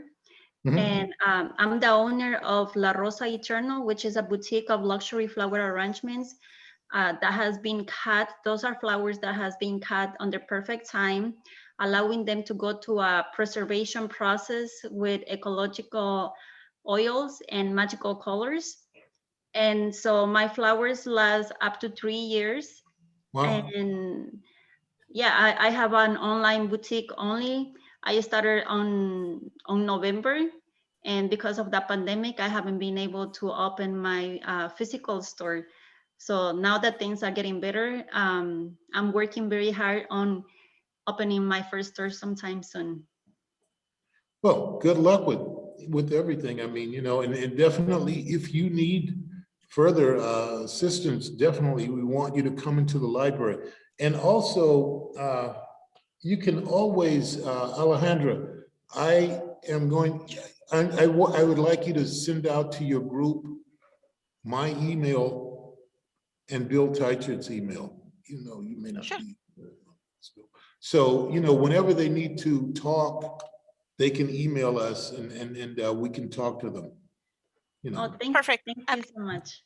Yeah, I'm gonna share your contact information with them. Okay. Mhm. Thank you. Mariela, si quieres puedes hacer tu presentación de tu negocio en español y Miguel lo puede traducir. En cuanto tú termines, él puede hacer la traducción. Ok. Buenos días. Mi nombre es Mariela Hernández y yo estoy tomando clases porque quiero abrir un negocio de impresión en textiles y cerámica como tazas.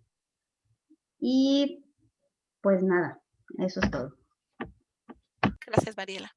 My name is Mariela Hernandez. I'm taking classes at the moment because I'd like to start a business, a printing press, and also a ceramics. That is all. Oh, boy, that's very interesting and challenging. Yeah, no, but there are a lot of printers that are out there, and my God, it's definitely easier than it was 30 years ago with all these computers and everything. You definitely will be able to find some success, and good luck with everything. Y es interesante porque abrir un negocio de imprenta es mucho más fácil que lo que era hace 30 años, especialmente con la ayuda de la tecnología.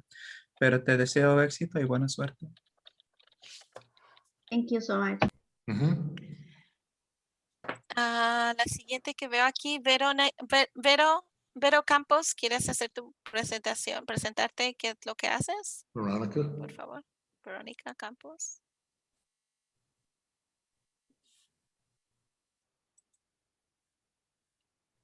She has some problems with her mic. Equipment, yeah. Yeah, but what she does, she does spray tanning. Okay. Oh, you know, I don't think I need to visit, but you know, that's good. Yes, so she's doing that, but I don't think she can unmute herself. She has been getting this problem. Okay, that sounds good. Sure. We also have Carla Che.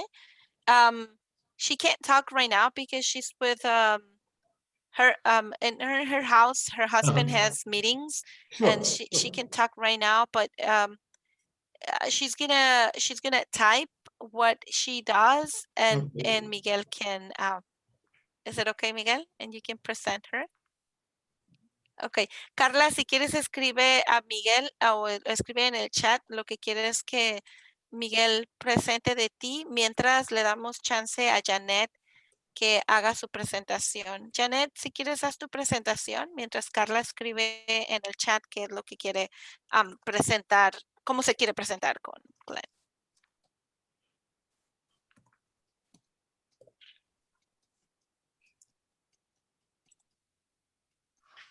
Janet. Ok, ¿ahora me escuchas? Sí, ahora sí. Ok, hola, mi nombre es Janet Morán y el negocio que estoy queriendo hacer ya más formal es hacer postres y galletas saludables para cubrir un mercado de personas que quieran cuidar su salud y sin privarse de un buen postre. Hello, my name is Janet Moran. The business that I'm thinking of opening is a pastry shop and also to make healthy cookies. Very good. This is something that I want to do for people who want to care a little bit more for their health, but at the same time, don't want to pride themselves or limit themselves from eating a good pastry. Oh, absolutely. Always good pastry. Sí, el postre siempre es bueno. Gracias. Thank you.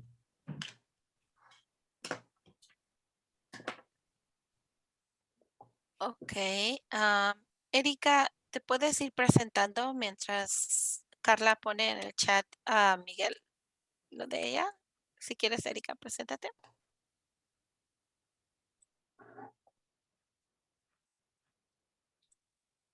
Erika, puedes hacer unmute.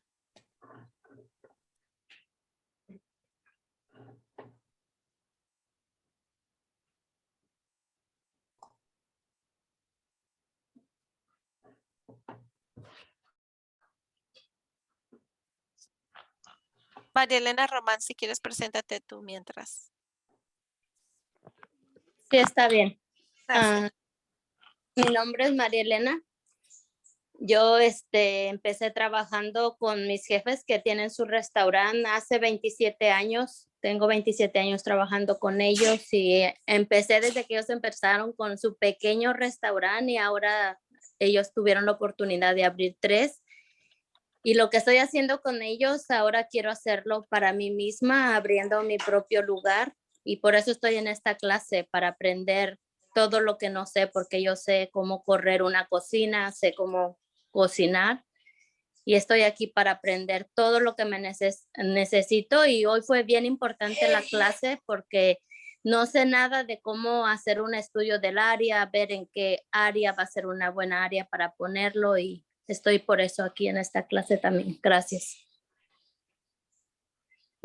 My name is Maria Elena. I started working with my boss when they opened their restaurant 27 years ago. I have been with them for the 27 years now. I started with them when they had their first small restaurant. They now have 3 different restaurants. What I do for them is now something that I want to do for myself. I would like to open up my own place. That is why I'm taking these classes, because I know how to run the kitchen. I know how to cook, but I don't know many things about the other aspect of the restaurant. For example, the area and the location. That is why I'm taking these classes to learn them. Well, yeah, and I wish you luck with that. Restaurants are very, very, very difficult to run. I've always wanted a restaurant, and I know that I always say stuff like this, and I'm not being discouraging. I'm older than all of you guys, so I won't be opening a restaurant at this age, but I've always wanted one, and I have friends who they're actually my age, and they're gonna make the splurge and do it. You know, they're retired now and they want to do it, but it's a hard job, but I think it's a beautiful thing. One of the first jobs I ever had was washing pots in a restaurant. You know, I was in the 10th grade, and since I'm the most lover of food in the entire city of Chicago, I eat anything and everything. So if you open your restaurant, definitely send me an invitation and I'll definitely come. Quiero decirte un poquito sobre los restaurantes. Es un área donde puede ser un poco difícil, pero te deseo suerte. Yo en un tiempo quería abrir mi propio restaurante. No es que los quiera desanimar. Yo sé que yo soy mayor que todas las personas que están aquí con nosotros, pero tengo unos amigos que ya tienen mi edad y ellos están a punto de abrir su restaurante. Ya están pensionados y no tienen más tiempo, entonces lo van a hacer. Pero yo creo que trabajar en un restaurante, aunque es un trabajo que requiere mucho trabajo, es algo muy gratificante y hermoso. Mi primer trabajo desde que yo recuerdo era lavar ollas y platos y estaba en el grado 10 para aquel entonces. Yo creo que soy la persona en Chicago más apasionada por la comida. Puedo comer cualquier tipo de comida y probar todo tipo de comida. Entonces, si lo haces, por favor, envíame una invitación. Miguel, gracias. No sé si te mandaron por ahí, Carla te iba a mandar la información de su presentación porque no puede hablar, si te la mandó. Sí, la acabo de recibir. Alex, Ok, y también Erika te la va a mandar. Sí, Alex, Katy. ¿tú estás compartiendo el Google? Pues estoy viendo Google, No, es Glenn, lo está compartiendo Glenn. oh, perdón. Yeah, Glenn, are you going to share something with your Google? I'm just looking at things. You guys can continue. I'm listening to you. Okay, This kid that I'm showing, that is displayed here now. It's a small business. And he was in the library last week and I talked to him. Oh, And great. he's a real Chicagoan. He has a company with his family. His family is a family of shoe cobblers. And he's got this company he calls Fix Your Kicks. And he deals with repairing tennis shoes because all the young people wear them. We old people wear them too. But I was just looking at him. I hadn't thought about it until, and he was in the library last week and I talked to him. Fix Your Kicks. I like it. Yeah, it's a good name for a company. Yeah. Nice. Small business. Mr. Glenn. Oh, I'm sorry. Small Chicago business. Mr. Glenn, Mrs. Erica Hoyos Madrid has this comment. Hello, my name is Erica Hoyos, and I would like to open my own office, an accounting and income tax office for the Hispanic community in the area of Aurora. And the information that you presented sounds very good. It helps me to know better the area and the community to know where I can reach or how much I can reach. Oh, yeah, definitely. And if there's other things that you need to know about the Aurora area and we can help you find that out, just get in touch with us. We'll sit with you or talk with you over the phone or maybe do a Zoom thing and we can definitely help you figure out that info.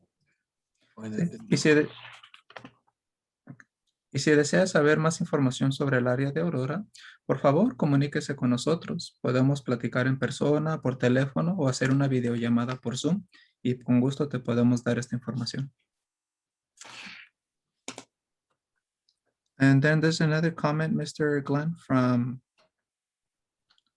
Mrs. Carla. My name is Carla, and I would like to open up a restaurant, a grill, that offers a variety of meats, northern style from Mexico, with handmade flour tortillas and also handmade corn tortillas. Well, if you open it, I will definitely come, but good luck with everything. I mean, you know, we are a city of restaurants. It will definitely be competitive for you, but I wish you a lot of luck, and the library can definitely give you the help that you need with information. Si tú abres tu restaurante, señora Carla, con mucho gusto puedo llevar. Te deseo suerte. Somos conocidos como la ciudad de restaurantes y aunque existe mucha competencia, la biblioteca te puede ayudar para obtener esa información necesaria. And Alejandra, yes, you are giving them that SBA information and all that stuff in your program there, right? Yeah, they're going to get the SBA. They're going to get all that great stuff. Yeah, that's good. Yes. Yeah, they'll be in good hands. Yeah, they'll be in good hands. Yes, and Alejandra, I think yes. I had a conversation with you about my past colleague here. Oh my God, what was her name? I used to enjoy going to Leah Londoño. Yes, yeah, Leah Londoño. Yeah, I used to enjoy going to a lot of the presentations in Hispanic meetings and things like that out in the neighborhoods with her. It was always very educational, you know. A lot of spirit of entrepreneurship, you know, always. Yeah. Yes. She was very good. Yeah. We have one more, Glenn. That's Her good. name is Jamie. Jamie, quisieras presentarte? Jamie.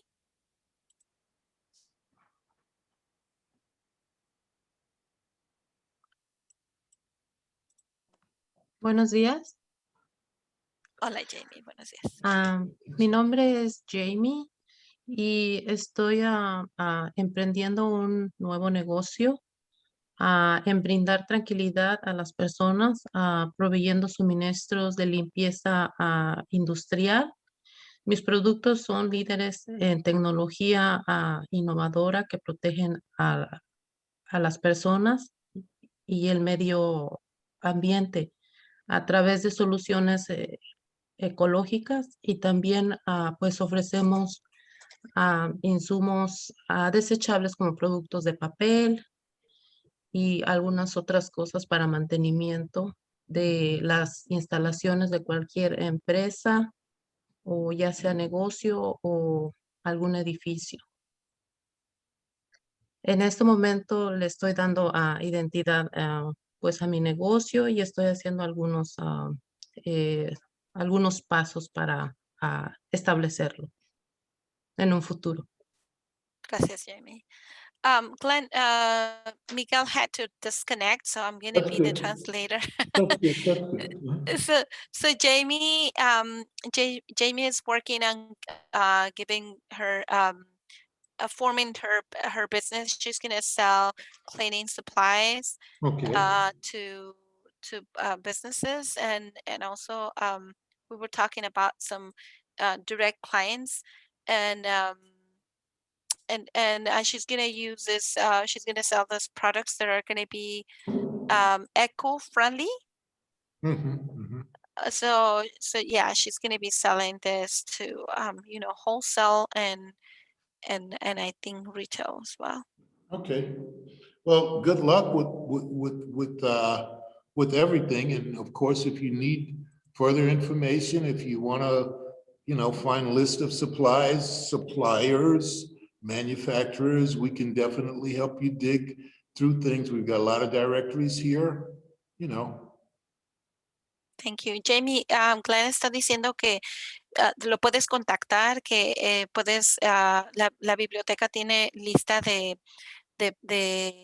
otras compañías que te pueden abastecer con los productos. Entonces, se pueden contactar con él. Yo les voy a dar los datos. De nada, she said thank you. So, yo les voy a dar a ustedes los datos de Glenn. Ustedes se pueden comunicar con él y cualquier pregunta que ustedes tengan, él les puede responder. Hay muchísima información en la biblioteca y ahora que todas las personas pueden tener acceso a esta información, ustedes también pueden aprovechar esto. So what I'm basically telling them is that I'm going to share your contact information. So if they have any question, they can ask you by email. Obviously, they have to. I'm going to do a stop sharing because we're about to finish. Is it okay? That's good. That's good. Is it okay? Okay. And anything you need to talk to me about, just send me an email and we'll follow up with you. So you may need, well, I'm gonna, you may need someone to help you translate the emails if they send you the email in Spanish, or they can just, but yeah, for sure you have people that speak Spanish there, right? Yeah, and I may be able to get some people here to do it too, but if I don't, I'll reach out to you. Great, that's perfect. And I was just telling them that the library has resources, great resources for business owners, for entrepreneurs, and it's something very important that they can reach out to you, or to go to the library and find out more about this information that is going to be very helpful for them. Yes, and definitely encourage them to come in because, as you know, the mayor and the governor, we're opening things up. It's a lot safer than it was this time last year. So definitely come in. Yes, thank you so much, Glenn, for this time. We appreciate your time. The presentation was great, and I'm gonna share your information, and I'm gonna wait for you to send me the list of the information for them. Absolutely. The list of the resources, and then I'll email them all the information, the recording of this presentation, as well as your contact information. Sounds good. Sounds good. Have a good day. We'll talk to you again the next program. Okay. Thank you, Glenn. Have a great day. Okay. Bye-bye. Take care. Chicas, bueno, muchísimas gracias por haberse esperado un ratito más. Bill, once again, we did it. This one was a little different. Okay, un segundito, lo voy a poner. Ok, ya lo puse en mute. Ok, chicas, entonces muchísimas gracias por haberse quedado un ratito más en la presentación. Qué amables, yo les voy a mandar esta información. Entonces, bueno, simplemente hoy, el día de hoy, pues platicamos sobre nuestro discurso practicamos. Espero que les haya ido bien en la práctica. Aprendimos un poquito sobre la investigación secundaria, investigación de mercado secundaria. Entonces, la siguiente, bueno, en el correo electrónico que les voy a mandar con la información que ya les prometí, también les voy a mandar el enlace para que saquen su código NAICS, que es North American Industry Service Something, algo así. Pero para mandarles cómo sacar su código NAICS y puedan sacar más información sobre la industria. Entonces, su tarea pues va a ser prepararse para su presentación. La siguiente semana vamos a tener nuestra graduación. Entonces, vamos a prepararnos para hacer la presentación de nuestro negocio y vamos a tener también unas personas que nos van a ayudar a darnos un retroalimentación sobre lo que estamos haciendo, ¿ok? Y bueno, nuestro pensamiento del día de hoy. Si superas ese sentimiento de miedo, ese sentimiento de correr riesgos, pueden suceder cosas realmente asombrosas. Y esto lo dijo Marisa Mayer, directora ejecutiva de Yahoo.